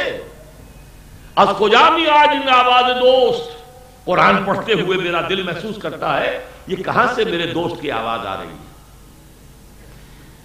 اس حوالے سے بینات ہم نے ذالک بأنہ کانت تأتیہم رسلہم بالبینات فقالوا ابشر یہدوننا، تو انہوں نے کہا کہ کیا انسان ہمیں ہدایت دیں گے؟ یہ نور تو ہماری طرح کا انسان ہے، 2 ہاتھ 2 پاؤں 2 آنکھیں 2 کان 1 ناک، یہ ہمیں ہدایت دے گا؟ ہدایت دینے کے لیے اللہ نے بھیجا، فرشتہ بھیجا ہوتا کوئی، وہ پروں سے اٹھتا ہوا آسمان سے اترتا ہوا ہمیں نظر آتا، ہم بھی مانتے واقعی تمام رسولوں کے ساتھ یہ کہا گیا مال ھذا رسول یاکل الطعام ویمشی فی الاسواق. یہ سورہ فرقان میں کہا گیا حضور کے بارے میں کہ نہیں یہ کیسا رسول ہے, یہ تو بازاروں میں چلتا پھرتا ہے, سامان خریدتا ہے, کوئی ضروریات پوری کرتا ہے, کھانا بھی کھاتا ہے, اور رسول ہونے کا دعویٰ کر رہا ہے. گویا کہ رسولوں کی بشریت ان کی رسالت کے ماننے کے راستے کی رکاوٹ بن گئی. اب بشر یہدوننا, کیا یہ انسان ہمیں ہدایت دیں گے؟ فَكَفَرُوا وَتَوَلَّوْا وَاسْتَغْنَى اللَّهُ, تو انہوں نے کفر کیا, انکار کیا, پیٹھ موڑ لی, تو اللہ نے بھی پھر بے نیازی اختیار کر, جاؤ دفع ہو. اور اللہ تعالیٰ تو ظاہر بات ہے واللہ غنی حمید, اسے کوئی احتیاج ہے نہیں. پوری نوع انسانی جو ہے وہ اگر اللہ کا انکار کر دے تو کر دے, اللہ کی سلطنت میں تو کوئی کمی نہیں آئے گی, اس کے خزانوں میں کوئی ایک تنکے کی کمی نہیں آئے گی. اب یہاں ذرا نوٹ کیجئے, ایک کانورس اس کا میں آپ کے سامنے رکھ رہا ہوں. ایک تھیورمز ہوتی تھی نا جیومیٹری میں, پھر اس کی کانورس بھی ہوتی تھی. یہ جو گمراہی ہے کہ یہ تو انسان ہے, بشر ہے, رسول کیسے ہو سکتا ہے, یہی گمراہی بعد میں پلٹ کر یوں آئی یہ رسول تھا, بشر کیسے ہو سکتا ہے. بات تو وہی ہے, استبعاد ہے رسالت, نبوت اور بشریت میں. لہذا کسی نے تو اللہ کا بیٹا بنا لیا, اوتار بنا لیا, کچھ اور بنا لیا. یہ غلو جو ہوتا رہا رسولوں کے بعد میں کہ جنہوں نے رسول مان لیا انہوں نے بشریت کا انکار کیا. یہی وجہ ہے کہ قرآن مجید نے کس قدر زور شور سے کہا ہے اور کتنا نمایاں کیا ہے, قُلْ إِنَّمَا أَنَا بَشَرٌ مِثْلُكُمْ يُوحَىٰ إِلَيَّ أَنَّمَا إِلَٰهُكُمْ إِلَٰهٌ وَاحِدٌ. اتنا ایمفیسس ہے قرآن میں حضور کی بشریت پر. اسی وجہ سے واقعہ یہ ہے, غور کیجئے, یہ حقیقت اقسام شرک پر جو میرے کیسٹ تھے 6, ان میں میں نے تفصیل سے گفتگو کی ہے کہ یہ معجزہ ہے. اس امت کو جس قدر محبت حضور کی ذات سے ہے اس کا میں کہتا ہوں 100واں حصہ بھی عیسائیوں کے اندر حضرت عیسیٰ کے لیے نہیں. انہوں نے خدا کا بیٹا بنا دیا, تو یہ امت اگر اسی راستے پر چلتی تو خدا کا بیٹا نہیں خدا کا باپ بنا دیتی, معاذ اللہ ثم معاذ اللہ. لیکن نہیں, یہ کسی نے یہاں جسارت نہیں کی. ہمارے ہاں کوئی فرقہ, کوئی جماعت, کوئی گروہ نہیں ہے کہ جس نے حضور کی بشریت کا انکار کیا. ہاں یہ ظلم ہوا تو کس پر؟ علی پر رضی اللہ عنہ. انہیں خدا بنایا کہ نہیں بنایا گیا؟ مشغول حق ہوں بندگی بوتراب میں, غالب صاحب کہہ رہے ہیں ہر چند علی کی ذات نہیں ہے خدا کی ذات, لیکن نہیں ہے ذات خدا سے جدا علی. حضور کے ایک امتی کو خدا بنا دیا گیا, اور آج بھی موجود ہے, نصیری موجود ہے دنیا کے اندر جو کہتے ہیں خدا ہے. حضور کو نہیں کہا گیا, الحمدللہ کہ نہیں کہا گیا. یہ پروٹیکشن ہے خصوصی, اس لیے کہ حضور آخری رسول تھے. آپ کی شخصیت کے اوپر ایسا ظلم ہو جاتا تو پھر اس کو ٹھیک کون کرتا؟ حضرت عیسیٰ کی حضرت حقیقت کو قرآن نے آ کر کھول دیا. اب کوئی اور قرآن کو آنے والا نہیں تھا کہ جو حضور کی حقیقت کے اوپر اگر پردے پڑ گئے ہوتے تو پھر ان پردوں کو اٹھاتا. یہ بہت بڑا معجزہ ہے کہ حضور کی ذات کے ساتھ یہ غلو نہیں ہوا, قتل نہیں ہوا. اور یہ بھی میں آپ کو بتا دوں, یہ جو ہمارے ہاں جو بریلوی مکتب فکر والے ہیں وہ بھی آپ ان سے جا کر علماء سے بات کیجئے. وہ کہتے ہیں کہ کون کہہ سکتا ہے, کیا ہم عربی پڑھے ہوئے نہیں, کیا ہم جانتے نہیں, قرآن ہم نے نہیں پڑھا. ہم صرف یہ کہتے ہیں کہ آپ کے والد کا نام عبد الرحمن ہے, آپ عبد الرحمن نہیں کہتے, ابا جان کہتے ہیں. بس نام سے پکارنا بشر کہنا ذرا توہین والی بات ہے, ورنہ ہم بھی جانتے ہیں حضور بشر تھے. کیا ہمیں عربی نہیں آتی, کیا ہم نے قرآن نہیں پڑھا؟ یہ ایک بہت بڑے, اب میرے ذہن سے نام اتر رہا ہے, وہ عالم مہار شریف سیالکوٹ کے بہت بڑے عالم دین بھی تھے, اور وہ احرار کے بہت بڑے لیڈر بھی تھے, بریلوی مکتب فکر کے آدمی تھے. ان کی تقریر میں نے خود سنی کہ کون احمق ہے جو یہ کہہ سکتا ہے کہ ہم حضور کو بشر نہیں مانتے. صرف یہ کہ اب یہ کہتے ہیں کہ حضور کی بشریت کو نمایاں کرنا, اس کو زیادہ بیان کرنا, یہ سوء ادب ہے. آپ والد کا نام لے لیتے, ابا جان کہتے ہیں, بس یہ بات. بہرحال یہ گمراہی اس وقت رکاوٹ بنی ان کے رسول ماننے میں, اور رسول ماننے والوں میں یہ پلٹ کر یہ بیماری آئی جبکہ انہوں نے بشریت سے انکار کیا. اب ایک آیت میں آخرت کا ذکر ہے, لیکن ذرا دیکھیے اس کو کس شان کے ساتھ ہے. زعم الذین کفروا ان لن یبعثوا. اب یہ زوم کا لفظ ہماری اپنی زبان میں بھی آتا ہے, خیال خام, بے بنیاد, بڑا زوم ہے اس کو. یعنی حقیقت اس کی کچھ نہیں ہے، سمجھتا اپنے آپ کو بہت کچھ ہے، زوم میں زعم، خیال خام، بے بنیاد خیال۔ زعم الذین کفروا ان لن یبعثوا، ان کفار کو یہ خیال لاحق ہو گیا ہے، خیال خام، خیال باطل، کہ وہ دوبارہ اٹھائے نہیں جائیں گے۔ ان لن یبعثوا، بعث بعد الموت نہیں ہے۔ اس کا جواب کیا ہے؟ قل، اے نبی کہہ دیجئے، بلا، کیوں نہیں، وربی، اور مجھے میرے رب کی قسم ہے، لتبعثن ثم لتنبؤن بما عملتم، تم لازماً اٹھائے جاؤ گے اور پھر تمہیں بتا دیا جائے گا جو کچھ کہ تم نے عمل کیا ہے۔ وذالک علی اللہ یسیر، اور یہ اللہ پر بہت آسان ہے۔ یہ سو قل بلا وربی لتبعثن، کہہ دیجئے کیوں نہیں، اور مجھے میرے رب کی قسم ہے تم لازماً اٹھائے جاؤ گے۔ البتہ یہاں ایک اعتراض بظاہر وارد ہوتا ہے، اس میں دلیل کون سی ہے؟ دیکھیے آپ نے ایک بات کہی، کسی شخص نے کہا کہ آپ کے پاس دلیل کیا؟ آپ نے کہا میں خدا کی قسم کھا کر کہتا ہوں۔ بھائی بات دلیل تو نہ ہوئی نا، تم نے پہلے ایک دعویٰ کیا تھا، اب اس پر قسم بھی کھا دی، ٹھیک ہے، میں تو دلیل مانگ رہا ہوں بھائی، اس میں دلیل تو نہ ہوئی۔ دلیل ہے، دلیل محمد کی شخصیت ہے اس کے پیچھے۔ کون کہہ رہا ہے؟ جس نے ساری عمر کبھی جھوٹ نہیں بولا، جسے تم نے خود الصادق الامین کا خطاب دیا، وہ کہہ رہا ہے، یہ کوئی عام آدمی نہیں کہہ رہا ہے۔ قل بلا وربی، مجھے میرے رب کی قسم ہے، لتبعثن ثم لتنبؤن عملتم۔ تو دلیل اس میں شخصیت کا بدل ہے، جو محمد رسول اللہ صلی اللہ علیہ وسلم کی سیرت کا بدل ہے۔ اور اسی کے حوالے سے میں آپ کو وہ خطبہ سنا دوں جو حضور کے بالکل ابتدائی دور کا خطبہ ہے۔ وہ جب آیت نازل ہوئی تھی، انذر عشیرتک الاقربین، اپنے قریبی رشتہ داروں کو خبردار کیجئے، تو بنو ہاشم کو بلایا، کھانے کی دعوت دی، پھر آپ کھڑے ہوئے اپنی بات کہنے کے لیے، تو انہوں نے ہوٹنگ کی، شور مچایا، چلے گئے، سنی نہیں بات۔ کچھ دن کا وقفہ دے کر پھر دوبارہ بلا لیا، پھر کھانا کھلایا۔ اب میں یہ کہا کرتا ہوں کہ شرم آ گئی ہوگی، 2 مرتبہ روٹی کھائی ہے، کھانا کھایا ہے، تو میں سن لو ان کی بات۔ پھر آپ نے جو خطبہ دیا ہے وہ ہے یہ خطبہ، یہ قل پہ جو کہا جا رہا ہے، ان الرائد لا یکذب اہلہ۔ دیکھو لوگوں، کسی قافلے کا رہنما اسے کبھی قافلے کو دھوکہ نہیں دیا کرتا۔ واللہ لو کذبت الناس جميعا ما کذبتکم، خدا کی قسم اگر بالفرض میں تمام انسانوں سے جھوٹ بول سکتا تب بھی تم سے کبھی نہ بولتا، تم تو میرے اپنے خاندان کے لوگ ہو، my own کتن وَلَوْ غَرَرْتُ النَّاسَ جَمِيعًا مَا غَرَرْتُكُمْ، اور اگر میں تمام نوع انسانی کو دھوکہ دے سکتا تب بھی تمہیں کبھی دھوکہ نہ دیتا۔ اس تمہید کے بعد بات شروع کی، وَاللَّهِ الَّذِي لَا إِلَٰهَ إِلَّا هُوَ، اس اللہ کی قسم کے جس کے سوا کوئی الہ نہیں ہے۔ توحید آ گئی۔ انی لرسول اللہ الیکم خاصۃ وإلی الناس کافۃ، میں یقیناً اللہ کا رسول ہوں تمہاری طرف بالخصوص اور تمام انسانوں کی طرف بالعموم۔ اور اب یہ شروع ہوا، لتبعثن کما تستيقظون جو ہے، واللہ لتموتن کما تنامون، خدا کی قسم تم سب پر موت وارد ہوگی جیسے روزانہ رات کو سو جاتے ہو۔ ثم لتبعثن کما تستيقظون، پھر تمہیں اٹھا دیا جائے گا جیسے روزانہ صبح بیدار ہو جاتے ہو۔ ثم لتحسبن بما تعملون، پھر تمہارا محاسبہ ہوگا، جو کچھ تم کر رہے ہو حساب دینا ہوگا۔ ثم لتجزون بالاحسان احسانا وبالسوء سوءا، اور پھر تمہیں بدلہ مل کر رہے گا، بھلائی کا بھلا برائی کا برا۔ وَإِنَّهَا لَجَنَّةٌ أَبَدًا أَوْ لَنَارٌ أَبَدًا، اور وہ بدلہ کیا ہے؟ یا جنت ہے ہمیشہ ہمیش کے لیے، اور یہ آگ ہے ہمیشہ ہمیش کے لیے۔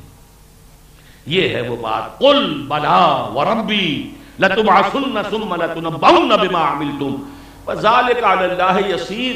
یہ تمہیں بہت مشکل نظر آتا ہے، اللہ پر بہت آسان ہے۔ ہوا علی کل شیء قدیر، یا تو مانو کہ اس کو قدرت حاصل نہیں ہے، اگر قدرت حاصل ہے، وہ اومنی پوٹنٹ ہے، تو جس نے پہلی مرتبہ کائنات کو پیدا کیا، تمہیں پیدا کیا، دوبارہ کیوں نہیں کر سکتا؟ یہ طویل جو بھی رد و قضا ہے قرآن مجید میں، وہ تو مکی صورتوں میں آپ کو ملتی ہے، یہاں تو میں نے اس کے خلاصہ 7 آیتیں ختم ہوئی۔ پھر نوٹ کر لیجئے، 4 میں ذات و صفات باری تعالی، ایمان باللہ، 2 میں رسالت اور ایک اہم مسئلہ۔ رسالت کے باب میں سب سے بڑی رکاوٹ کیا رہی؟ رسولوں کی بشریت، ان کے قبول کرنے میں سب سے بڑی رکاوٹ، اور یہی گمراہی پھر ان کے ماننے والوں کو ہوئی ایک دوسری شکل میں، اور آخرت کا انکار۔ اب فرمایا کلمہ فا کو نوٹ کیجئے، فَآمِنُوا بِاللَّهِ وَرَسُولِهِ وَالنُّورِ الَّذِي أَنزَلْنَا، پس ایمان لاؤ، یہ حقائق تو ہیں، تم مانو تب بھی ہیں، نہ مانو تب بھی۔ اللہ تو ہے، اس کی یہ صفات ہے، وہ عَلَىٰ كُلِّ شَيْءٍ قدیر، وہ ہے، وہ الملک ہے، تم مانو یا نہ مانو۔ باعث بعد الموت ہے، جی اٹھنا ہے، حساب کتاب ہے، تم مانو یا نہ مانو، لیکن تمہارے لیے عافیت کیا ہے؟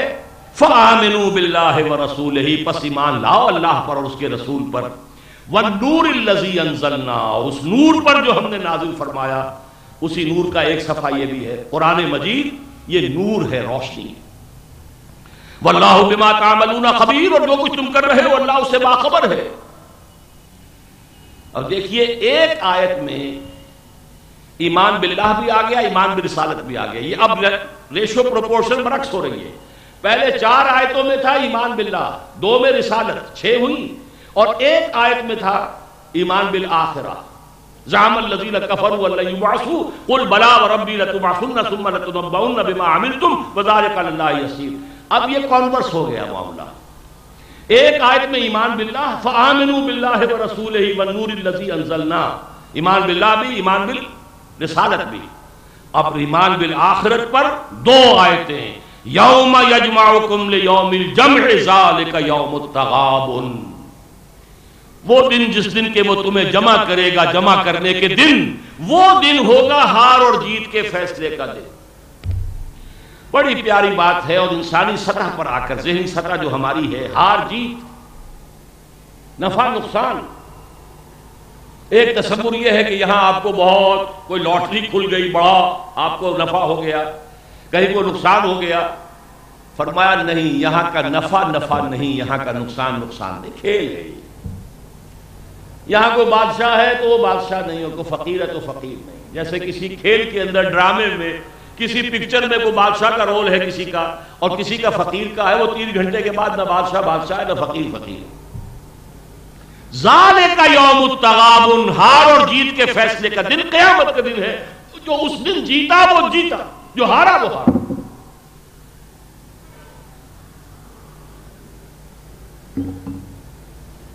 دنیا میں خواہ کوئی فاتح کرتا ہوا چلا گیا ہو، کسی کٹیا میں زندگی گزار دی ہو،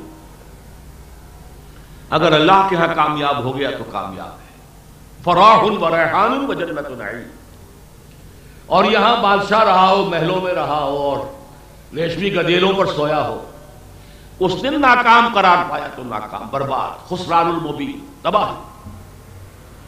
حضور نے فرمایا کچھ ایسے لوگ بھی ہوتے ہیں، بڑا پیارا انداز ہے، وہ کہیں رشتہ کرنا چاہے تو کوئی رشتہ انہیں نہ دے، کوئی سفارش کسی کرنا چاہے تو ان کی بات کوئی نہ سنے، کسی محفل میں وہ بار نہ پا سکے، ان کا اسٹیٹس ہی نہیں۔ لیکن اللہ کے ہاں ان کا وہ مقام ہوتا ہے کہ اگر بھولے سے کسی بات پر قسم کھا بیٹھے تو اللہ ان کی قسم کی لاج رکھتا ہے۔ اللہ کے پیمانے اور ہیں۔ فقراء صحابہ، ابو ذر، ابو الدرداء، سلمان فارسی، کیا میں اور آپ سمجھیں گے کہ ان کا مقام کیا ہے اللہ کے، کیا رتبہ ہے؟ ذالک یوم التغابن۔ اب اس کی وضاحت کر دی گئی، وَمَن يُؤْمِن بِاللَّهِ وَيَعْمَلْ صَالِحًا، جو ایمان لائے گا اللہ پر اور عمل کرے گا نیک، يُكَفِّرْ عَنْهُ سَيِّئَاتِهِ، اللہ اس سے اس کی برائیوں کو دور کر دے گا، نامہ اعمال کے دھبے دھو دے گا، سیرت و کردار کے داغ جو ہے صاف کر دے گا۔ دنیا میں بھی تکفیر ہوتی ہے سیئات کی، ابھی تک میرے دامن پر کچھ دھبے تھے، صحیح معنی میں ایمان کی تجدید کروں، نیک عمل شروع کروں، وہ داغ دھل جائیں گے، دھبے دھل جائیں گے، یا میرے نامہ اعمال کے اوپر کچھ سیاہی کے دھبے تھے وہ اللہ دھو دے گا، یکفر عنہ سیئاتہ ویدخلہ جنات تجری من تحتہا الانہار، اور داخل کرے گا انہیں ان باغات میں کہ جن کے نیچے، جن کے دامن میں ندیاں بہتی ہوں گی، خالدین فیہا ابدا، اس میں ہمیشہ ہمیش رہیں گے، ذالک الفوز العظیم، یہی ہے بہت بڑی کامیابی۔ والذین کفروا وکذبوا بآیاتنا، اور وہ لوگ جنہوں نے ناشکری کی روش اختیار کی اور ہماری آیات کو جھٹلایا، یہ دونوں چیزیں ایک نہیں ہیں، ایک ہے کفر، کفران نعمت، جنہوں نے بجائے شکر کے کفر کی روش اختیار کی، کفران نعمت کی روش اختیار کی، اور جب ہماری آیات سنائی گئی تو ان کو جھٹلا دیا، پھینک دیا۔ یہ گویا کہ ان کے جرم کی تکمیل ہو گئی۔ والذین کفروا وکذبوا بآیاتنا اولئک اصحاب النار خالدین فیہا وبئس المصیر، وہ ہیں آگ والے، رہیں گے اس میں ہمیشہ ہمیش، اور وہ بہت ہی برا ٹھکانہ ہے۔ پہلا رکوع مکمل ہوا، 7 آیات میں ایمانیات ثلاثہ کی نریشن، 3 میں اس کی زوردار دعوت۔ اب آئیے ثمرات، انسان کی نفسیات پر، اس کی سوچ پر، اس کے احساسات پر، اس کے نقطہ نظر پر، اس کے عمل میں، اس کی اجتماعی زندگی میں، اس کی عائلی زندگی میں کیا تبدیلی آتی ہے ایمان سے۔ اب ان آیات کو بھی چونکہ وقت کم ہے تو میں پہلے ذرا تھوڑی سی تمہیداً آپ سے عرض کر دوں۔ پہلے آپ ایک انڈیویجول کو ویژولائز کیجئے، ایک انسان، میں، آپ، کوئی اور، ایک فرد ہے۔ یہ جو فرد ہے، اس فرد کے 2 ایسپیکٹس ہیں۔ کچھ حالات اس پر وارد ہوتے ہیں، زلزلہ آ گیا، کوئی تکلیف آ گئی، مکان گر گیا، کچھ اور ہو گیا، سیلاب آ گیا، بخار آ گیا، بیماری آ گئی، ایکسیڈنٹ کے اندر کوئی ہاتھ ٹوٹ گیا، یہ تکلیفیں آ رہی وارد ہو رہی، یا کوئی خیر، ایک دم کوئی بھلائی مل گئی، خیر مل گیا، کوئی کامیابی حاصل ہو گئی، یہ خیر اور شر ہے جو مجھ پر وارد ہو رہا ہے۔ ایک وہ اعمال ہیں جو مجھ سے صادر ہوتے ہیں، میرے اعضاء و جوارح، میرے ہاتھ، میرے پاؤں، ان سے اعمال ہے کہ جو صادر ہو رہے ہیں۔ ایک ورود ہے، ورود کیفیات، اور ایک ہے صدور اعمال۔ اب جو کچھ انسان پر وارد ہوتا ہے، ظاہر بات ہے اگر وہ کوئی دل خوش کن بات ہے تب تو انسان خوش ہے، بڑا فرحاً فخور، لیکن اگر کوئی تکلیف آ گئی، کوئی مصیبت آ گئی تو پھر انسان جو ہے ایک دم ٹھٹک کر کھڑا ہو جاتا ہے۔ یہاں اب سب سے پہلا جو ثمرہ ایمان کا ہے وہ یہ ہے کہ جان لو اس کائنات میں کوئی شے نہیں ہو سکتی جب تک کہ اذن رب نہ ہو۔ تم پر کوئی مصیبت آئی ہے، بغیر اذن رب نہیں آئی ہے، پتہ تک نہیں ہل سکتا بغیر اذن رب۔ اگر مجھ پر کوئی تکلیف آئی ہے، آپ پر کوئی تکلیف آئی ہے، بغیر اذن رب تو نہیں آئی۔ دیکھیے اس کا اور تجزیہ کر لیجئے۔ ایک شخص آپ کو پتھر مار رہا ہے، اس نے پتھر مارا ہے آپ کو، لیکن آپ کو لگے نہ لگے یہ اللہ کے اختیار میں، ہو سکتا ہے وہ اس کا نشانہ خطا ہو جائے۔ اگر وہ آپ کو لگ گیا آ کر، اس کا مطلب ہے کہ 2 اس کے اندر کمپوننٹس ہیں، اس نے پتھر مارا اور اللہ نے اذن دیا کہ ہاں لگے۔ اب بندہ مومن کا کام یہ ہے کہ جو شے اس پر آ رہی ہے اسے وہ سمجھے میرے رب کے اذن کے بغیر نہیں ہے، اور میرا رب، میرا مولا، میرا دوست، میرا ولی، میرا خیر خواہ، یقیناً اس میں کوئی نہ کوئی خیر ہے، چاہے بظاہر پتھر لگا ہے مجھے، لیکن میرے رب کی اجازت کے بغیر تو نہیں لگا۔ لہذا انسان کے اندر اگر تو میں یہ کہوں اس نے مارا، وہ غصہ اور سارا انتقام کے جذبات، قرآن مجید اس کا بھی راستہ دکھاتا ہے کہ غلط کاروں کو سزا بھی ملنی چاہیے، وَلَكُمْ فِي الْقِصَاصِ حَيَاةٌ يَا أُولِي الْأَلْبَابِ، لیکن ایمان کا جو نفسیاتی نتیجہ نکلنا چاہیے اسے کہتے ہیں صوفیاء کی اصطلاح میں راضی برضائے رب۔ جو ہوا ہے میرے رب کے حکم سے ہوا ہے، میرے رب کے اذن سے ہوا ہے، تو بہت خوبصورتی کے انداز میں کہا ہے مولانا محمد علی جوہر رحمۃ اللہ علیہ۔ ایک مرتبہ جیل میں گئے، ایک بچی بیمار ہوئی، فوت ہو گئی، پیرول پر رہا ہوئے تدفین کے لیے۔ دوسری مرتبہ گئے، دوسری بچی، اس کی بیماری، جیل سے خط لکھا ہے منظوم، نظم کی شکل میں، تیری صحت ہمیں منظور ہے لیکن اس کو نہیں منظور تو پھر ہم کو بھی منظور نہیں۔ یہ ہے راضی برضائے رب۔ اکبر الہٰبادی کہتے ہیں رضائے حق پہ راضی رہ، یہ حرف آرزو کیسا یوں ہو جائے، یوں ہونا، تم ہو کون؟ Who are you؟ رضائے حق پہ راضی رہ، یہ حرف آرزو کیسا، خدا خالق، خدا مالک، خدا کا حکم، تو کیسا؟ Who are you؟ اگر آپ اللہ کی رضا پہ راضی نہیں ہے، گویا کہ فرکشن ہے آپ کے اور اللہ کے درمیان۔ یا تو یہ کہیے کہ کسی اور کو اختیار حاصل ہے کچھ کرنے کا، وہ تو آپ شیخ عبد القادر جیلانی رحمۃ اللہ علیہ کے وصایا پڑھیے، اپنے بچے کے لیے جو انہوں نے نصیحتیں لکھی ہیں، لا فاعل فی الحقیقت ولا مؤثر الا اللہ، فی الحقیقت فاعل حقیقی سوائے اللہ کے کوئی نہیں، مؤثر حقیقی سوائے اللہ کے کوئی نہیں۔ زہر نہیں مار سکتا اگر اللہ کا اذن نہ ہو، آگ نہیں جلا سکتی اگر اللہ کا اذن نہ ہو، اور نہیں جلایا اس نے حضرت ابراہیم کو، یا نارو کونی بردن وسلام علی ابراہیم۔ نوٹ کر لیجیے اس بات۔ ایمان کا تقاضا یہ کہ کسی شے میں کوئی تاثیر بغیر اذن رب نہیں۔ یہی وجہ ہماری بڑی بوڑھیاں جب بچوں کو دوائیں پلاتی ہیں، وہ شیشی کو ہلا بھی رہی ہیں، پلا بھی رہی ہیں، کہتی کیا ہے؟ دیکھیں ایمان، یہ ایک ایک لفظ میں ایمان بھلا ہوا ہے۔ اللہ شافی، اللہ کافی، دوا میں دے رہی ہوں لیکن اللہ کافی ہے، اللہ شافی ہے، شفا دوا میں نہیں ہے، اللہ کے ہاتھ میں۔ یہی تو ایمان ہے ہمارا۔ لا فاعل فی الحقیقت ولا مؤثر الا اللہ۔ اسی کو اقبال نے، خیر میں نے آپ کو مولانا محمد علی جوہر کا شعر سنا دیا اور اکبر الہٰبادی کا، لیکن اقبال کا جو مقام ہے، برو کشید ز پیچا کے ہست و بود مرا، چرخ دہا کے مقام رضا کشود مرا۔ یہ جو مقام رضا ہے اس نے تو میرے سارے عقدے ہی حل کر دیے۔ یہ پیچ و تاب، یہ کیوں ہوا، یہ نہیں ہونا چاہیے تھا، ایسا نہیں ہونا چاہیے تھا، کاش میں یہ کرتا، کاش اس طرح ہو جاتا، اس سارے چکر سے آدمی کو نجات ملی۔ ما شاء اللہ کانا وما لم یشاء لم یکن، جو اللہ نے چاہا وہ ہوا، اور جو اللہ نہیں چاہتا تھا وہ ہو سکتا ہی نہیں تھا۔ بات ختم۔ کس قدر اطمینان، کس قدر سکون۔ یہی وجہ ہے کہ ایمان کا اصل حاصل امن ہے، امن۔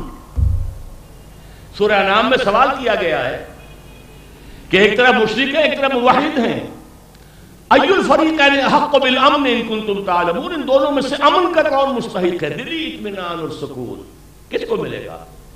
فرمایا الذین آمنوا ولم یلبسوا ایمانہم بظلم اولئک لہم الامن وہم مہتدون، جو ایمان لائیں اور اس ایمان میں کوئی شرک کی آمیزش نہ ہونے دیں۔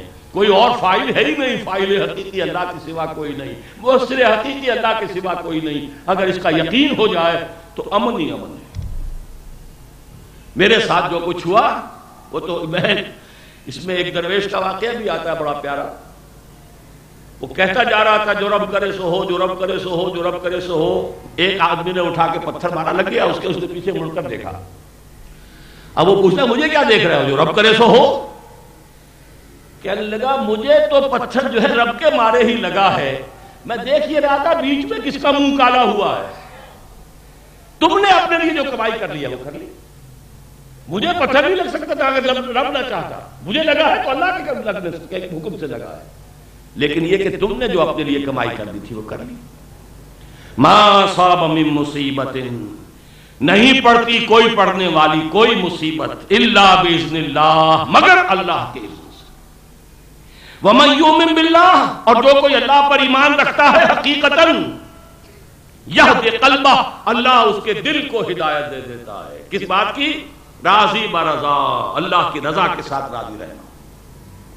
یہ مضمون سورہ حدید میں بھی آیا ہے، ذرا وضاحت کے ساتھ۔ ما اصاب من مصیبت فی الارض ولا فی انفسکم الا فی کتاب من قبل ان نبراها ان ذلک علی اللہ یسیر لکی لا تاسوا علی ما فاتکم ولا تفرحوا بما آتاکم۔ کوئی مصیبت نہیں آتی نہ تمہاری جانوں میں، نہ زمین میں، نہ بڑے پیمانے پر، نہ انفرادی سطح پر، مگر یہ کہ وہ پہلے سے ایک کتاب میں لکھی ہوئی موجود ہے، اس سے قبل کہ ہم اسے ظاہر کریں، اور یہ اللہ پر بہت آسان ہے۔ نتیجہ کیا نکلنا چاہیے؟ لِكَيْ لَا تَأْسَوْا عَلَىٰ مَا فَاتَكُمْ، جو چیز تمہارے ہاتھ سے جاتی رہے اس پر رنج نہ کیا کرو، وَلَا تَفْرَحُوا بِمَا آتَاكُمْ، اور جو اللہ تمہیں دے دے اس پر اترایا نہ کرو۔ اس لیے کہ یہ ساری چیزیں امتحان کے لیے ہیں، آزمائش کے لیے۔ کبھی وہ دے کر آزماتا ہے، کبھی چھین کر آزماتا ہے۔ دے کر آزماتا ہے شکر کرتا ہے کہ نہیں، چھین کر آزماتا ہے کہ صبر کرتا ہے کہ نہیں۔ لوگ ایسے بھی ہیں جو اللہ کو گالیاں دینی شروع کر دیتے نہیں۔ صبار شکور، ایک طرف صبر ایک طرف شکر، یہ دونوں مل کر ایک تصور مکمل ہوتا ہے۔ جیسے تسبیح اور حمد، اسی طرح صبر اور شکر۔ اگر کوئی تکلیف آئی ہے، کوئی مصیبت آئی ہے، کوئی ایسی شے ہے کہ جو ناپسندیدہ ہے، صبر، اللہ نے دیا ہے شکر۔ ما اصاب من مصیبت الا باذن اللہ ومن یؤمن باللہ یہد قلبہ واللہ بکل شیء علیم، اور اللہ تو ہر چیز کا علم رکھتا ہے۔ ظاہر بات ہے اس کے علم کے بغیر کچھ ہے نہیں ہو رہی، اور اس کے علم سے ہو رہی ہے تو اس میں خیر ہے، چاہے مجھے نظر نہیں آ رہا خیر۔ ہم شارٹ سائٹڈ ہیں، ہم دیکھ نہیں سکتے، ہمیں تو فوری طور پر یہ چیز پلیزنٹ ہے، یہ ان پلیزنٹ ہے، یہ خوشگوار ہے، یہ ناخوشگوار ہے، یہ ہے نا ہمارا احساس۔ تمہیں کیا پتا جو خوشگوار ہے اس کے پیچھے کیا چیز چلی آ رہی ہے؟ یہ شوگر کوٹڈ تھی، اس کے اندر زہر تھا، تمہیں نہیں معلوم، اور جو شے ناگوار تھی یہ تمہارے لیے دوا ہے تمہاری بیماری کی، تمہیں نہیں معلوم۔ جیسے سورہ بقرہ میں فرمایا آسان تکرہوا شیئا وہو خیر لکم وآسان تحبوا شیئا وہو شر لکم واللہ یعلم وانتم لا تعلمون۔ ہو سکتا ہے لوگوں تم کسی شے کو ناپسند کرو درا حالے کہ اسی میں تمہارے لیے خیر ہو، اور ہو سکتا ہے تم کسی شے کو پسند کرو حالانکہ اسی میں تمہارے لیے شر ہو۔ اللہ جانتا ہے، تم نہیں جانتے۔ یہی وجہ ہے کہ حضور نے صحابہ کو جو دعا استخارہ سکھائی ہے، صحابہ فرماتے ہیں ایسے سکھائی جیسے ہمیں حضور نے قرآن سکھایا۔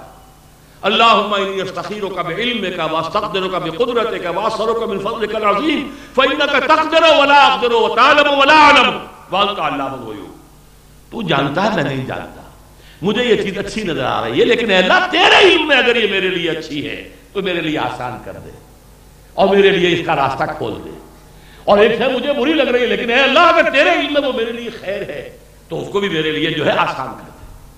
یہ ہے اللہ کے حوالے، جس کو ہم کہتے ہیں تفویض الامر الی اللہ، اللہ کے حوالے کر دیا کہ تیرے سپردم بتوم آیا خیشرا تو دانی حساب کم و بیشرا۔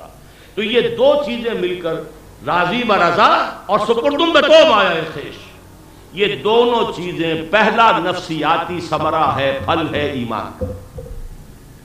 اگلا آئیے، اب جو ہمارے اعمال صادر ہوتے ہیں، وَأَطِيعُوا اللَّهَ وَأَطِيعُوا الرَّسُولَ، اطاعت کرو اللہ کی اور اطاعت کرو اس کے رسول کی صلی اللہ علیہ وسلم۔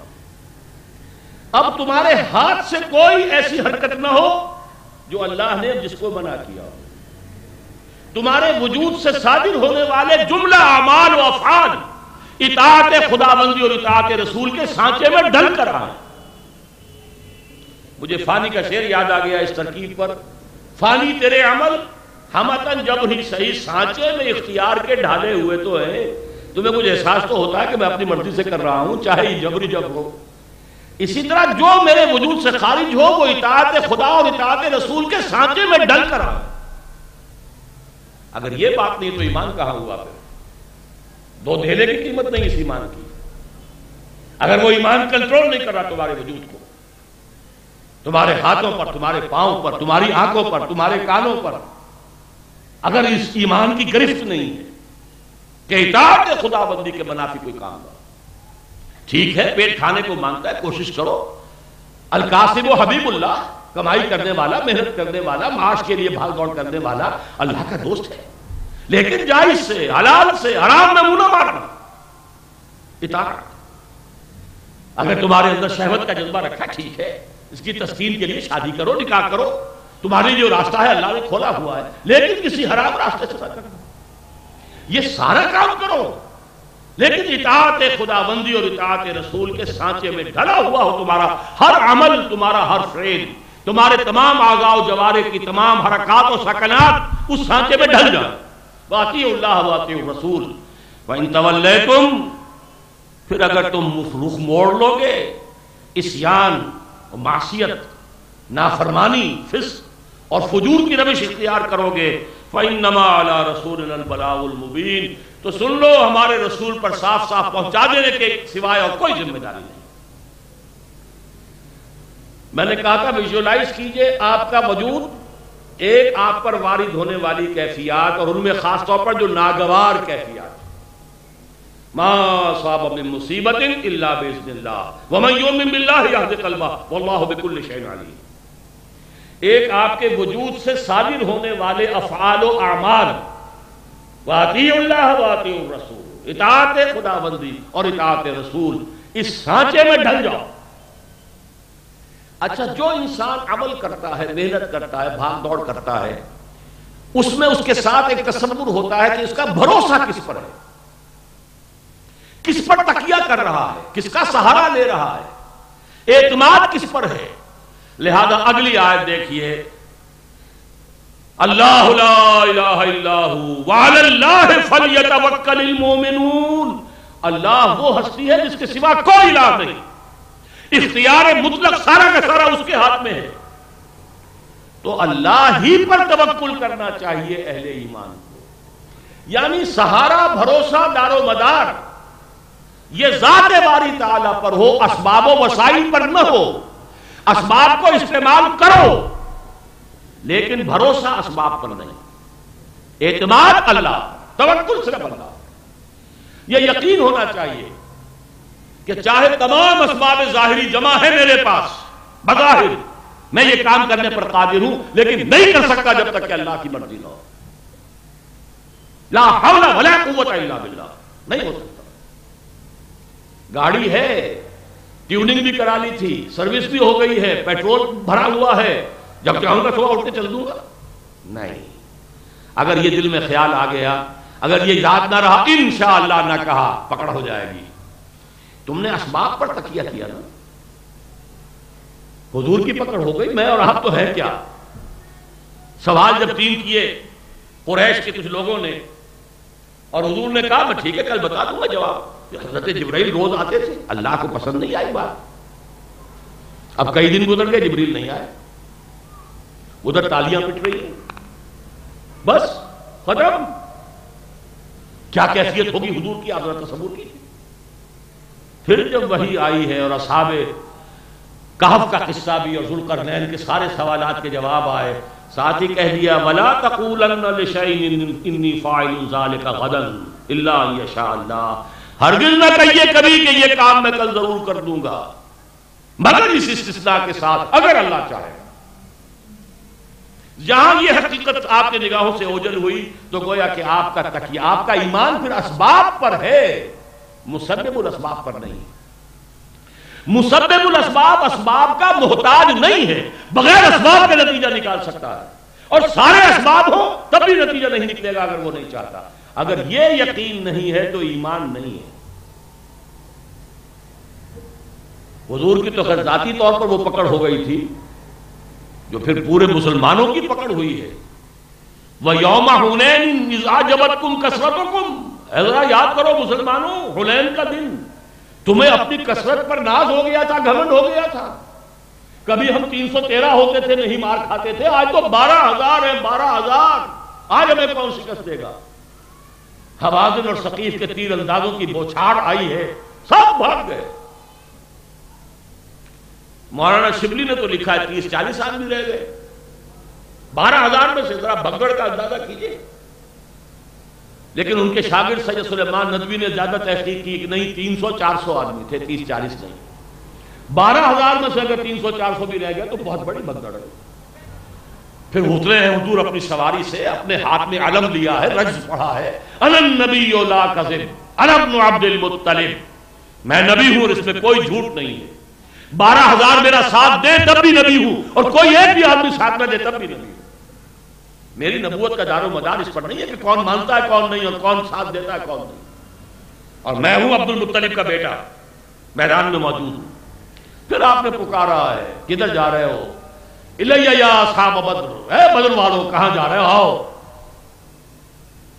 پھر یہ بیعت رضوان والے، آؤ کدھر جا رہے ہو؟ یا اصحاب الشجرہ الیہ یا اصحاب الشجرہ۔ پھر لوگ لوٹا، لیکن اللہ نے نقشہ دکھا دیا ایک دفعہ کہ یوم حنین اذ اعجبتکم کثرتکم، تمہیں اپنی کثرت پر ناز ہو گیا تھا نا، تو ہم نے ذرا تمہیں سبق سکھایا۔ تو اسباب اور وسائل پر تکیہ نہیں، تکیہ صرف ذات باری تعالیٰ۔ اس حد تک سمجھ لیجئے کہ سورہ بنی اسرائیل کی جو آیت نمبر 2 ہے اس میں تو کل ایمان کا خلاصہ اسے کہا گیا ہے۔ وَآتَيْنَا مُوسَى الْكِتَابَ وَجَعَلْنَاهُ هُدًى لِبَنِي إِسْرَائِيلَ أَلَّا تَتَّخِذُوا مِن دُونِي وَكِيلًا۔ یہ پورے تورات کی تعلیم کا لب لباب اور خلاصہ کیا ہے؟ میرے سوا کسی اور کو اپنا کارساز نہ سمجھ لینا۔ کارساز ماں بفکر کار ماں، فکر ماں در کار ماں آزار ماں، میرا کارساز میرے کام کی فکر کر رہا ہے۔ وہ میرا ساتھی، میرا دوست. ہاں آپ کا اگر خلوص کا تعلق اس کے ساتھ ہے تبھی آپ کو پھر دل را بدل رہے، پھر اس پر اعتماد بھی ہوگا، توکل بھی ہوگا. اگر آپ اللہ کے ساتھ دھوکہ کر رہے ہیں تو آپ کو اللہ پر کبھی بھی اعتماد نہیں ہو سکتا. لو بگیٹس لو، ہیٹریڈ بگیٹس ہیٹریڈ. آپ دھوکہ کر رہے ہیں تو اللہ تعالیٰ بھی یخادعون اللہ والذین آمنوا وما یخدعون الا انفسهم. اور یہاں بھی فرمایا گیا ہے وَهُوَ خَادِعُهُمْ، اللہ انہیں دھوکہ دے رہا ہے. یہ ایک انڈیویجول کی حیثیت سے تو یہ 3 آیتیں ہیں. جو کچھ تم پر وارد ہو اللہ کے اذن کے بغیر نہیں، لہذا کوئی شکایت، کوئی شکوہ، کوئی پیچ و تاب نہیں. راضی برضائے رب، برو کشید ز پیچا کے ہست و بود مرا، چہ اندہا کے مقام رضا کشود مرا. نمبر 2، جو بھی تمہارے حرکات و سکنات، افعال و اعمال ہیں اعضاء و جوارح سے، وہ اطاعت خداوندی اور اطاعت رسول کے سانچے میں ڈھلے ہوئے. نمبر 2، اپنی ساری جد و جہد، عمل، فعل، اس میں تکیہ، دار و مدار، انحصار، توکل سوائے ذات باری تعالیٰ کا اور کسی پر. اب ذرا آئیے کہ ایک شخص جو ہے اس دنیا میں ایک معاشرے میں رہتا ہے. اس معاشرے میں سب سے پہلا جو دائرہ ہے اس کا گھر ہے، اس کی بیوی، اس کے بچے، فیملی. محبتیں ہیں اور بڑی شدید محبتیں ہیں. یہ محبتیں اللہ نے ڈالی ہوئی ہیں. یہ محبت نہ ہو تو یہ تمدن کا یہ پورا کھیل ہی نہ ہو. یہ سارا جو رونقیں ہیں یہاں کی وہ تو انہی محبتوں سے تو ہے. لیکن اب اسی محبت میں پوٹینشل ڈینجر ہے، خطرہ ہے. کہیں تم اگر چوکس نہ رہے، چوکنے نہ رہے، کہیں ان میں سے کسی کی محبت تمہیں اللہ کے راستے سے ہٹا نہ دے. ان کی محبت کی وجہ سے اچھے سے اچھا کھلاؤں، اچھے سے اچھا پہناؤں، اعلیٰ سے اعلیٰ تعلیم دلاؤں، بیویوں کی خواہشات پوری کروں، فرمائشیں پوری کروں. حلال سے نہیں ہوتا، حرام سے. مارا گیا انسان. حضور نے فرمایا بہت ہی نادان ہے وہ شخص جو دوسروں کی دنیا بنانے کے لیے اپنی آخرت برباد کرے. اولاد کے لیے، بیوی کے لیے، ان کی فرمائشیں پوری کرنے کے لیے، ان کو اچھے سے اچھا کھلانے اور پہنانے کے لیے. اگر تم نے اس زیادہ حق سے انحراف اختیار کر لیا تو معلوم ہوا یہ محبت نہیں، عداوت ہے، یہ دشمنی ہے، یہ پوٹینشل اینیمیز ہے تمہارے. بی آن دی گارڈ، پوری طرح چوکس رہو، چوکنے رہو. جیسے حضرت مسیح نے فرمایا تھا سانپ کے مانند چوکنے لیکن فاختہ کے مانند بے ضرر بنو. بہترین تمثیل ہے. فاختہ سے زیادہ بے ضرر بننا کون سا ہوگا، لیکن سانپ جیسے چوکنا ہوتا ہے. تو پوری طرح چوکنے رہو. کسی کی محبت تم سے کہیں کوئی غلط کام نہ کرا لے. یا ایھا الذین آمنوا ان من ازواجکم واولادکم عدوا لکم فاحذروہم. اے ایمان والو، یقیناً تمہاری بیویوں اور تمہاری اولاد میں سے کچھ تمہارے دشمن ہیں. یہ پوٹینشل یہ محبت جو ہے یہی در حقیقت خطرے کی یہ سرخ نشان ہے. ذرا سا انسان غیر محتاط ہو، چوکس نہ ہو، چوکنا نہ ہو، اگر ذرا بھی وہ کہیں انگارڈڈ مومنٹ میں کوئی محبت کوئی غلط کام کروا لے گی. ان من ازواجکم واولادکم عدوا لکم فاحذروہم، بس ان سے بچ کر رہو. فاحذروہم، یہی چوکنا جو میں نے کہا، سانپ کے مانند چوکنے رہو. اس لیے کہ تمہیں اپنی قبر میں جانا ہے، انہیں اپنی قبر میں جانا ہے. آج تو بڑے لاڈ پیار ہیں، بڑی محبتیں ہیں. قرآن نے 2 جگہ نقشہ کھینچا ہے. یوم یفر المرء من اخیہ وامہ وابیہ وصاحبتہ وبنیہ لکل امرئ یومئذ شأن یغنیہ. انسان بھاگے گا اپنی بیوی سے بھی، بھائی سے بھی، بیٹے سے بھی، باپ سے بھی، ماں سے بھی، سب سے بھاگے گا. ہر ایک کو اپنی پڑی ہوگی نفسی نفسی. اس دن کی نفسی والی بات یہاں سمجھو. یہ ہے میں ہوں، ٹھیک ہے. ان کے کچھ حقوق ہیں جو اللہ نے میرے ذمہ رکھے ہیں، وہ مجھے ادا کرنے ہیں. لیکن ایک ہے طبعی محبت کی بنیاد پر ادا کرنا، ایک ہے اللہ کی طرف سے ادا کرنا. جو حقوق ہیں ان کو ادا کرنا زمین و آسمان کا فرق ہے. پیٹ کھانے کو مانگتا ہے. ان لنفسک علیک حقا، تمہارے نفس کا تم پر حق ہے.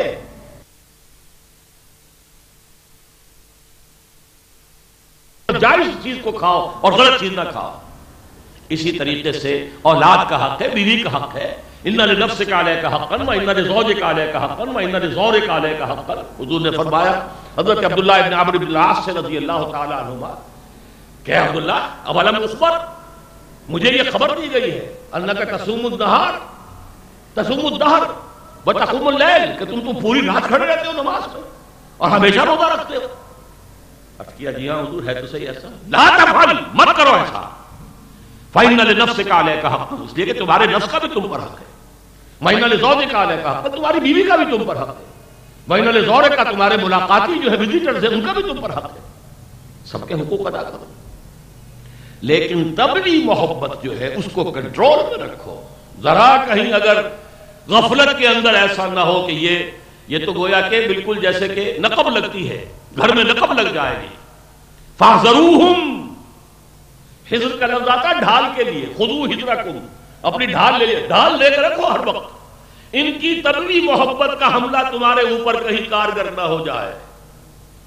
یا ایھا الذین آمنوا ان من ازواجکم واولادکم عدوا لکم فاحذروہم وان تعفوا وتصفحوا وتغفروا فإن اللہ غفور رحیم. یہ ان مقامات میں سے قرآن مجید کے کہ جس کی بنا پر جو خاص طور پر مجھ پر جو تاثر ہے کہ جہاں بے اختیار یہ کہنے کو جی چاہتا ہے کہ یہ انسان کا کلام ہو ہی نہیں سکتا. اس قدر توازن ہے کہ ایک طرف یہ کہا جا رہا ہے کہ تمہاری بیویوں اور تمہاری اولاد میں سے کوئی تمہارے دشمن ہے، بچ کر رہو، لیکن تین الفاظ لا رہے ہیں دوسری طرف بیلنس کرنے کے لیے. اگر تم معاف کر دیا کرو، اگر تم درگزر سے کام لیا کرو، اگر تم صرف نظر کر لیا کرو، تو اللہ بھی تو غفور اور رحیم ہے. یعنی یہ نہ ہو کہ تم اپنے گھر کو ایک میدان جنگ بنا لو، جیسا کہ ہمارے بعض مذہبی لوگوں میں ہوتا ہے، خشونت اور خشکی اور سختی، ہر وقت کی ڈانٹ ڈپٹ. نتیجہ کیا ہوتا ہے؟ اکثر و بیشتر اولاد میں بغاوت ہو جاتی ہے. محبت موجود رہے، شفقت موجود رہے، اپنے آپ کو محفوظ رکھو، لیکن معاف کر دیا کرو. وَإِن تَعْفُوا وَتَصْفَحُوا وَتَغْفِرُوا، تین الفاظ کیوں؟ اس لیے کہ بیلنس کرنا ہے. ایک طرف ان کی عداوت کو واضح کیا، ان من ازواجکم واولادکم عدوا لکم، پوٹینشل اینمٹی ہے وہاں، لیکن اس کو بیلنس کرنے کے لیے اگر تم معاف کر دیا کرو. تصفحو، صفحہ کہتے ہیں ذرا صرف نظر کر لینا. آپ نے کوئی چیز دیکھی لیکن آپ نے ایسے کر لیا جیسے آپ نے نہیں دیکھی، تاکہ بچہ ہے یا کوئی بھی ہے جس کا اسے یہ انہیں محسوس نہ ہو، ڈٹائی پیدا نہ ہو جائے، بلکہ یہ کہ جیسے کہ آپ نے دیکھی نہیں. ٹھیک ہے، یہ صفحہ ہے. ذرا اپنا فصفح الصفح الجمیل، یہ سورہ ہجر کے آخر میں بڑا پیاری آیت آئی ہے حضور کے لیے. اور تیسرا تغفروا، غفر کہتے ہیں ڈھانپ لینے کو، مغفر کہتے ہیں خود کو، جو اوپر جو لوہے کی ٹوپی ہے تاکہ تلوار کا وار جو ہے یا یہ کہ گولی جو ہے سر کو نہ لگے. مغفر وہ ڈھانپ لینے والی چیز. خطا جس کو کہتے ہیں خطا کو جو ڈھانپ لینا، چھپا لینا. وَإِن تَعْفُوا وَتَصْفَحُوا وَتَغْفِرُوا فَإِنَّ اللَّهَ غَفُورٌ رَحِيمٌ. تو اللہ بھی تو غفور اور رحیم ہے نا. کیا تم نہیں چاہتے کہ اللہ تمہیں معاف کرے؟ جیسے حضرت ابو بکر صدیق سے کہا تھا اللہ نے. سورہ نور میں یہ واقعہ آئے گا کہ جب حضرت عائشہ پر تہمت لگی ہے رضی اللہ تعالی عنہا، تو ان میں حضرت ابو بکر کا مستح، یہ ایک ان کا کوئی رشتہ دار تھا، دور کا غریب تھا، فقیر. حضرت ابو بکر اس کی مدد کیا کرتے تھے، اعانت کیا کرتے تھے. وہ بھی شریک ہو گیا اسی غلط مہم کے اندر. تو حضرت ابو بکر نے قسم کھا لی کہ اس شخص کی، اس کی میں اتنا احسان کرتا رہا ہوں، یہ بھی اس میں شریک ہو گیا، تو میں اس کی اب کبھی آئندہ مدد نہیں کروں گا. اس پر اللہ نے فرمایا کہ نہیں، ایسا نہ کرو ابو بکر. کیا تم یہ نہیں چاہتا کہ کیا تم نہیں چاہتے اللہ تمہاری خطاؤں کو معاف کرے؟ حضرت ابو بکر فوراً کہا اے اللہ میں چاہتا ہوں. لہذا فوراً توبہ کی اور فوراً یہ کہ وہ اپنا عہد جو ہے ختم کیا اور ان کی مدد جو ہے اس کو جاری کر. تو اگر تم چاہتے ہو کہ اللہ تمہیں معاف کرے، تم بھی معاف کرنے کی عادت ڈالو. وَإِن تَعْفُوا وَتَصْفَحُوا وَتَغْفِرُوا فَإِنَّ اللَّهَ غَفُورٌ رَحِيمٌ. اب اگلی آیت ایک طرف تو ہے انسان کے لیے یہ رشتہ داریاں، وہ جس کو علامہ اقبال نے ایک مصرے میں جمع کیا ہے نا، یہ مال و دولت دنیا، یہ رشتہ و پیوند، بتان وہم و گما لا الہ الا اللہ. تو رشتہ و پیوند میں قریب ترین یہی ہے، بیوی اور اولاد، قریب ترین. لیکن اس کے بعد مال و دولت، یہ مال و دولت دنیا. فرمایا انما اموالکم و اولادکم فتنہ واللہ عندہ اجر عظیم. ایک تمہاری سوچ میں یہ تبدیلی آ جانی چاہیے کہ تمہارے یہ مال اور تمہاری اولاد فتنہ ہے. فتنہ کہتے ہیں کسوٹی کو، جس پر آپ سونے کو رگڑ کر دیکھتے ہیں کہ یہ سچا ہے یا جھوٹا ہے، صحیح ہے یا غلط ہے، ملاوٹ والا ہے یا خالص ہے. تو در حقیقت ان چیزوں کے ذریعے سے تمہیں ہم آزماتے ہیں. انما اموالکم و اولادکم فتنہ. اور دیکھیے اولاد کو دونوں جگہ لے آئے، اس لیے کہ ایک طبعی محبت کے اعتبار سے اولاد کا ایک ایسپیکٹ یہ ہے، اور ایک اولاد کو انسان سمجھتا ہے اپنے بڑھاپے کا سہارا، اسے ایسٹ سمجھتا ہے، اپنی جوانی میں اپنے آپ کو انویسٹ کرتا ہے اولاد پر، اس امید میں کہ یہ اولاد جب میں بوڑھا ہو جاؤں گا یہ ریپے کرے گی. یہ ایک طرح کا ایسٹ بھی ہے. لہذا اولاد دونوں جگہ آ گئے. ان من ازواجکم و اولادکم عدو لکم، وہ پوٹینشیل محبت، اس کا پوٹینشیل انمٹی ہونا. اور دوسرا یہ کہ اس پر جو تمہارا دار و مدار ہوتا ہے، انحصار ہوتا ہے، مال پر بھی اور اولاد پر بھی. انما اموالکم و اولادکم فتنہ واللہ عندہ اجر عظیم. اور جان لو اجر تو بڑا جو ہے وہ اللہ ہی کے پاس ہے، نہ اولاد کے پاس ہے، نہ یہ مال تمہارا سہارا بن سکے گا. یہ ہے وہ کیفیت کہ جو انسان کے اندر ہو جانی چاہیے، ایک فرد کی حیثیت سے، اور ایک اس اجتماعیت میں ہونے کی وجہ سے، اور ایک دنیا کے اندر یہ مال اور معاش جو ہے، جو ذریعہ ہے بارہ دنیا کے اندر دنیا بسر کرنے کے لیے متاع الحیات دنیا، اس کے لیے نقطہ نظر یہ ہو کہ یہ ہماری آزمائش ہے. یہ 5 آیتیں ختم ہوئی. اب پھر کلمہ فا آ گیا ہے. فاتقوا اللہ ما استطعتم واسمعوا واطیعوا وانفقوا خیرا لانفسکم. بس اللہ کا تقوی اختیار کرو جس حد تک بھی تمہارے لیے ممکن ہے. کوئی حرکت نہ ہو جہاں پہ اللہ کے کسی حکم کو توڑا جا رہا ہو، حتی الامکان. ویسے تو اس آیت پر آ کر صحابہ کرام نے سانس لیا تھا اطمینان کا، ورنہ جب سورت آل عمران کی آیت نازل ہوئی تھی یا ایھا الذین آمنوا اتقوا اللہ حق تقاتہ، اہل ایمان اللہ کا تقوی اختیار کرو جتنا کہ اس کے تقوی کا حق ہے. تو صحابہ گھبرا گئے تھے کہ حضور کے پاس حاضر ہوئے، حضور اللہ کا حق کون ادا کر سکتا ہے؟ پھر جب یہ آیت اتری ہے فاتقوا اللہ ما استطعتم، تو ان کے سانس میں سانس آیا کہ ہاں اپنی امکانی حد تک تقوی اختیار کیا جا سکتا ہے. واسمعوا واطیعوا، اور سنو اور اطاعت کرو. یہ جو سم و طاعت کی اصطلاح یہاں پر آئی ہے، اس کے حوالے سے میں ذرا بات سمجھا دینا چاہتا ہوں آپ کو. ایک تو یہ قرآن مجید کی اصطلاح ہے، اذ قلتم سمعنا واطعنا فاسمعوا واطیعوا، بار بار آتا سمعنا واطعنا، یعنی سننے سے اطاعت لازم آ جائے. ایک یہ ہے کہ میں نے ایک بات سنی، اچھا میری سمجھ میں آئے گی تو میں عمل کروں گا، سمجھ میں نہیں آتی نہیں کروں گا. اللہ کی اطاعت اس معنی میں نہیں ہے. سمجھ میں آئے گا محض سننا، فاسمعوا، اگر سن لیا ہے تو اطاعت مانو. یہ تمہاری سمجھ پر اور ناسمجھ پر اس کا دار و مدار نہیں. اللہ کا حکم، اس کے رسول کا حکم. فاسمعوا واطیعوا، سنو اور اطاعت. لسن اینڈ اوبے، یہ جو کہ آرمی کا ڈسپلن ہے، لسن اینڈ اوبے. آرمی میں اگر ایسا ہو کہ کوئی سبارڈینیٹ ہے، کوئی سپاہی ہے، وہ اپنے افسر سے، لیفٹیننٹ سے پوچھے کہ آپ حکم تو دے رہے ہیں، اس کی حکمت کیا ہے، غرض و غایت کیا ہے، مجھے سمجھا دیں ذرا کہ واقعی صحیح حکم دے رہے ہیں آپ. تو یہ پھر فوج تو نہ ہوئی، یہ تو کوئی انجمن بن گئی، کوئی سوسائٹی بن گئی جس میں دھینگا مشتی ہوتی رہے. وہ تو یہ کہ حکم ہے. There's not to reason why, there's but to do and die. Charge of the light brigade, وہ بھی نظم میٹرک میں پڑھی تھی. حکم مل گیا چارج کرو، لائٹ بریگیڈ حملہ کرے. اب انہوں نے دیکھا cannons to right of them, cannons to left of them, cannons in front of them, volleyed and thunder, توپیں لگی ہوئی ہیں دائنی طرف بائیں طرف سامنے، اور وہ جو ہے گولے آ رہے ہیں. Valid and thunder. Someone has blundered، کسی نے غلطی کی ہے، غلطی ہوئی ہے، لیکن there's not to reason why, there's but to do and die. So into the valley of death rode the 600. یہ ڈسپلن مطلوب ہے. اور یہاں اصل میں سمجھ لیجئے اس کا پس منظر کیا ہے. الملک کا لفظ آ چکا ہے, اللہ کی بادشاہت. اس کے قیام کے لیے محمد رسول اللہ مبعوث ہوئے. سورہ صف هو الذی ارسل رسولہ بالہدی ودین الحق لیظہرہ علی الدین کلہ ولو کرہ المشرکون. وہی اللہ جس نے بھیجا اپنے رسول کو صلی اللہ علیہ وسلم الہدی اور دین حق دے کر تاکہ غالب کرے اسے کل کے کل نظام زندگی پر, کل دین پر. غلبہ دین مقصد بعثت محمدی ہے صلی اللہ علیہ وسلم. یہ میری ایک کتاب ہے نبی اکرم صلی اللہ علیہ وسلم کا مقصد بعثت. اس میں نے واضح کیا ہے ایک ہے رسالت کا بیسک فنکشن, ایک ہے رسالت کا تکمیلی فنکشن.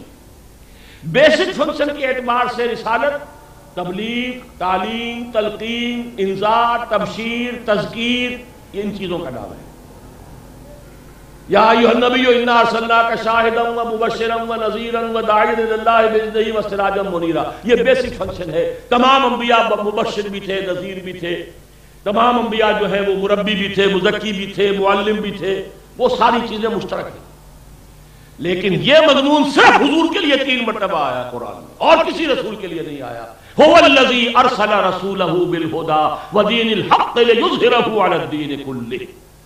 سورہ توبہ میں یہ الفاظ, سورہ فتح میں یہ الفاظ, سورہ صف میں یہ الفاظ. اس کے لیے جہاد اور قتال. ان اللہ یحب الذین یقاتلون فی سبیلہ صفا کانہم بنیان مرصوص, آیت نمبر 4 سورہ صف کی.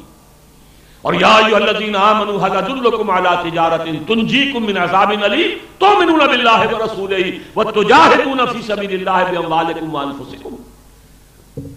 یہ جو ہے مقصد, اور اہل ایمان کو جو اس جہاد اور قتال کے لیے للکارا گیا ہے, اس جہاد اور قتال کا کام نہیں ہو سکتا جب تک ڈسپلن جماعت نہ ہو. ڈسپلن, سب اطاعت. یہی وجہ ہے کہ حضور نے بیعت لی صحابہ سے. حضرت عبادہ ابن صامت رضی اللہ تعالیٰ عنہ فرماتے ہیں بایعنا رسول اللہ صلی اللہ علیہ وسلم علی السمع والطاعۃ فی العسر والیسر والمنشط والمکرہ وعلی اثرۃ علینا وعلی لا ننازل امر اہلہ وعلی ان نقول بالحق اینما کنا لا نخاف فی اللہ لومۃ لائم. متفق علیہ. حدیث بخاری اور مسلم دونوں کی. ہم نے اللہ کے رسول سے بیعت کی تھی کہ ہر حکم سنیں گے اور مانیں گے, خواہ آسان ہو خواہ مشکل, خواہ طبیعت آمادہ ہو خواہ طبیعت پر جبر کرنا پڑے, خواہ آپ دوسروں کو ہم پر ترجیح دے دیں. کبھی ہم یہ نہیں کہیں گے کہ ہم آپ کے پرانے خادم تھے, پرانے جانثار, آپ نے ایک نیو کور کو ہمارے اوپر امیر بنا دیا. ہاؤ کم, یہ کیسے؟ نہیں. اس یور پریروگیٹو, یہ آپ کا اختیار ہوگا جس کو چاہے بنائے. اور جسے آپ امیر بنائیں گے اعلیٰ اللہ نوازل امر اہلہ, ان سے ہم جھگڑیں گے نہیں, ان کی بھی اطاعت کریں گے, ان کا بھی حکم مانیں گے. وَعَلَىٰ نَقُولَ بِالْحَقِّ, اور بیٹھ کے اندر یہ بھی شامل تھا حق بات ضرور کہیں گے جہاں بھی ہوگے. نقول بالحق اینما کنا لا نخاف فی اللہ لومۃ لائم, کسی ملامت کرنے کے والے کی ملامت کے خوف سے اپنی زبانوں پر تالے نہیں ڈالیں گے.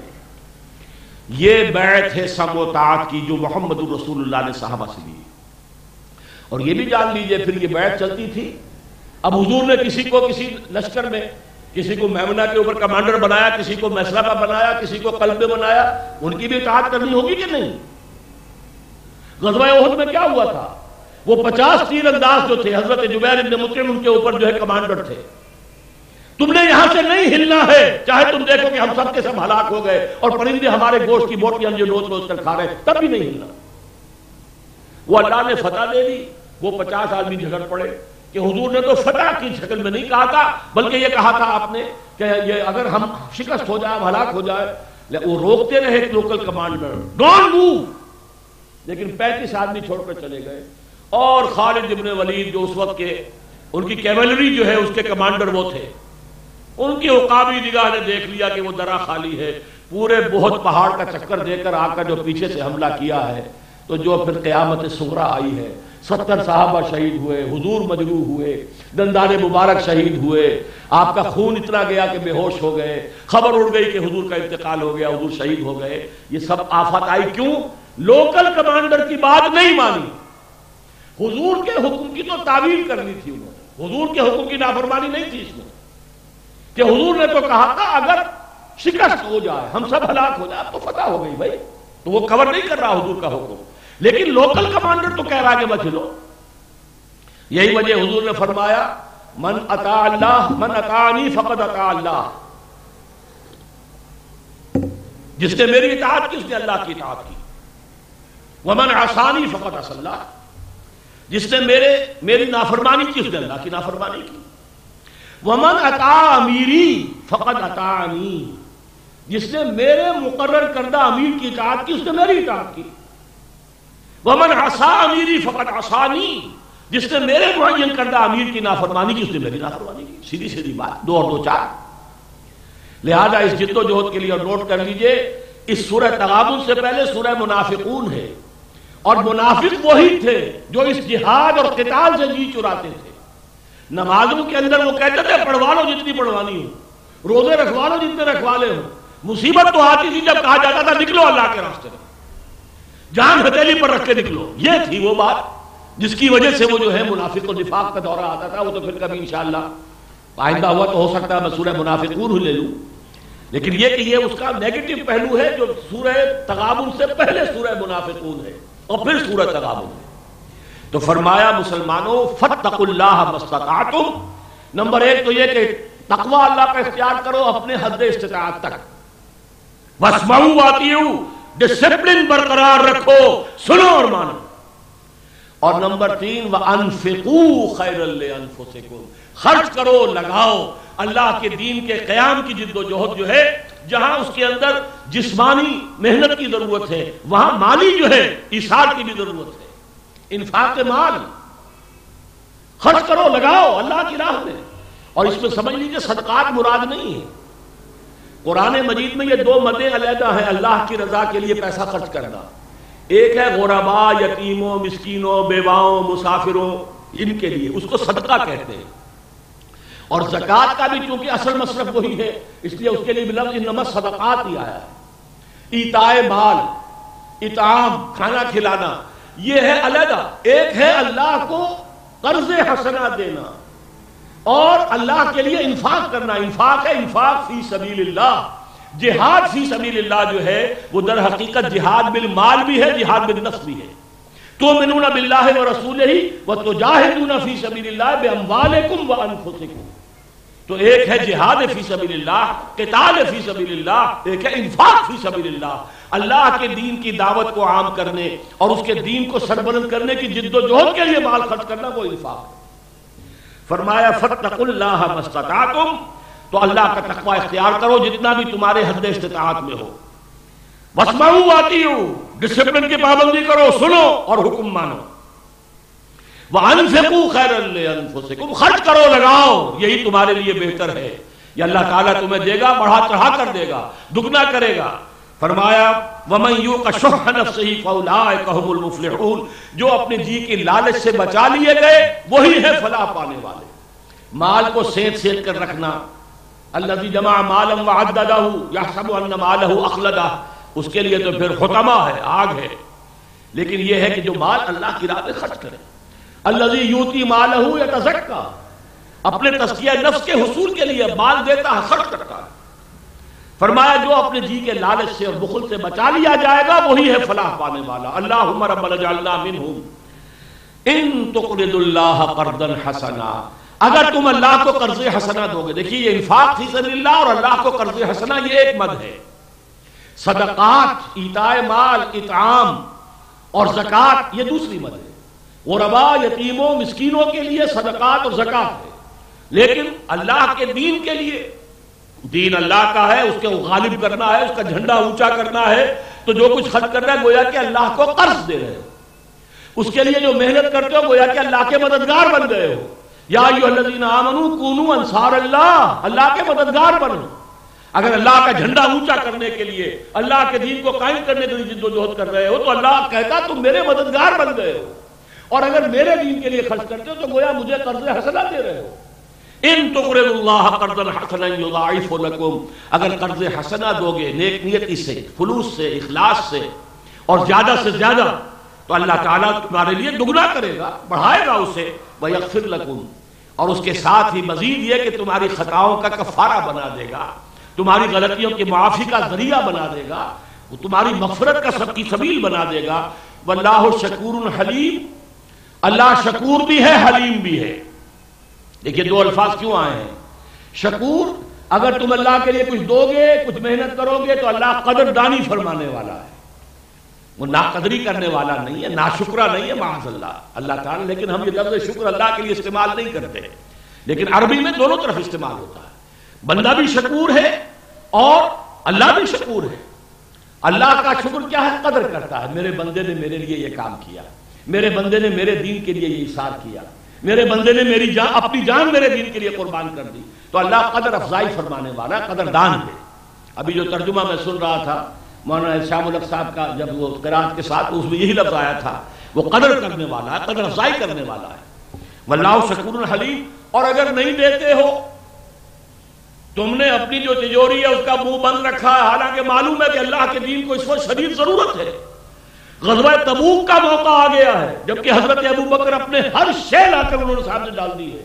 اگر کوئی منافق بیٹھا ہوا اپنے تجوری کا منہ بند کیے ہوئے تو معلوم ہوا کہ وہ تو بدترین قسم کا منافق ہوا، لیکن اللہ حلیم ہے، فوراً پکڑتا نہیں ہے، پھر بھی اس کی روزی بند نہیں کرتا، پھر بھی مہلت دیتا ہے، حلیم ہے۔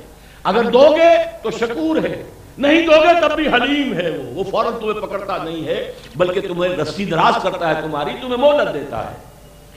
عالم الغیب والشہادہ، غیب اور شہادت، حاضر اور غائب، سب کا جاننے والا، کوئی شے اس کی نگاہوں سے چھپی ہوئی نہیں ہے۔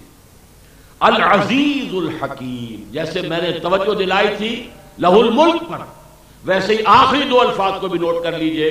یہ العزیز الحکیم کے دو اسماء جو ہیں ان صورتوں میں سورہ حدید سے لے کر اور سورہ تحریم تک بکثرت یہ جوڑا آیا ہے۔ اس کی وجہ کیا ہے؟ العزیز اس ہستی کو کہتے ہیں جس کا اختیار مطلق ہے، جو چاہے کرے۔ دنیا میں آپ کو معلوم ہے کہ اصول ہے پولیٹیکل سائنس کا، authority tends to corrupt and absolute authority corrupts absolutely۔ یہی وجہ ہے دستور کے اندر یہ چیکس اینڈ بیلنسز، یہاں اختیار ہے تو کچھ نہ کچھ اس کے اندر چیکس اینڈ بیلنسز بھی ہونی چاہیے، کہیں جو دماغ خراب نہ ہو جائے اور غلط جگہ پر استعمال نہ ہو جائے اختیار۔ ایبسولوٹ اتھارٹی کہیں نہیں ہو سکتی، لیکن اللہ کی ذات وہ ہے کہ جس کی اتھارٹی ایبسولوٹ، جو چاہے کرے، فعال لما یرید یفعل ما یشاء، جو چاہتا ہے کرتا، جس سے کا ارادہ کر لیتا فعال ہے اس کے لیے، لیکن اس کے ساتھ ہی الحکیم بھی ہے، اس کا اختیار مطلق اس کی حکمت کے ساتھ استعمال ہوتا ہے، الٹپ نہیں، یہ بیلنس کر رہا ہے اس کو، ایک طرف اختیار مطلق ہے، دوسری طرف حکمت کاملہ ہے۔ اللہ تعالیٰ کا یہ اختیار مطلق اس کی حکمت بالغہ اور حکمت کاملہ کے ساتھ استعمال ہوتا ہے۔ اس سے وہ کانسیپٹ مکمل ہو گیا کہ اختیار مطلق ہو کر بھی وہ الٹپ استعمال نہیں ہوتا ہے۔ یہاں یہ سورہ مبارکہ مکمل ہوئی، اللہ کا شکر ادا کرتا ہوں، اگرچہ بہت سے مقامات پر جی چاہتا تھا کہ مزید تفاصیل بیان کروں، لیکن میں نے یہی طے کیا تھا کہ ایک دفعہ اوور ویو اس کا انالیسس آپ کے سامنے آ جائے۔ تھوڑا سا اندازہ آپ کو یہ بھی دے دیا ہے کہ یہ سلسلہ سور کیا ہے، اس کی مشترک چیزیں کیا ہیں، اور اس میں خاص طور پر سورہ صف، پھر سورہ جمعہ، سورہ منافقون، پھر سورہ تغابن، ان چار سورتوں کے درمیان مضامین کا جو ارتقاء ہے وہ کس اعتبار سے ہے۔ اللہ تعالیٰ سے دعا کرتا ہوں کہ وہ ہمیں ایمان حقیقی کی نعمت سے بہرور فرمائے۔ ایک عقیدہ ہے وہ تو ہمیں مل گیا ہے والدین سے، ہم اللہ کو مان لیا، رسول کو مان لیا، قرآن کو مان لیا، جنت دوزخ کو بھی مانتے ہیں۔ ایک ہے یقین، کنوکشن، یقین پیدا کرے ناداں یقین سے ہاتھ آتی ہے، وہ درویشی کے جس کے سامنے جھکتی ہے فقوری، وہ یقین پیدا اگر ہوگا تو یہ اس کے ثمرات ہوں گے، یہ اس کے نتائج ہوں گے، یہ اس کے جو نکلیں گے عالم واقعہ کے اندر شواہد وہ یہ ہوں گے۔ ان کے حوالے سے ہمیں اپنے گریبانوں میں جھانکنا چاہیے، غور کرنا چاہیے کہ ہم کہاں کھڑے ہیں۔ اگر یہ احساس ہو کہ واقعتاً وہ یقین والا ایمان نہیں ہے تو مسئلہ پیدا ہوگا کہ پھر وہ کہاں سے لائیں، لیکن وہ آج کے لیے میں نہیں رکھ رہا، اس موضوع پھر انشاءاللہ تعالیٰ پھر کہیں منافقون کی سورہ مبارکہ کا اگر وہی بحث تو اس پر غور کریں گے۔ اقول قولی ھذا واستغفر اللہ لی ولکم ولسائر المسلمین والمسلمات۔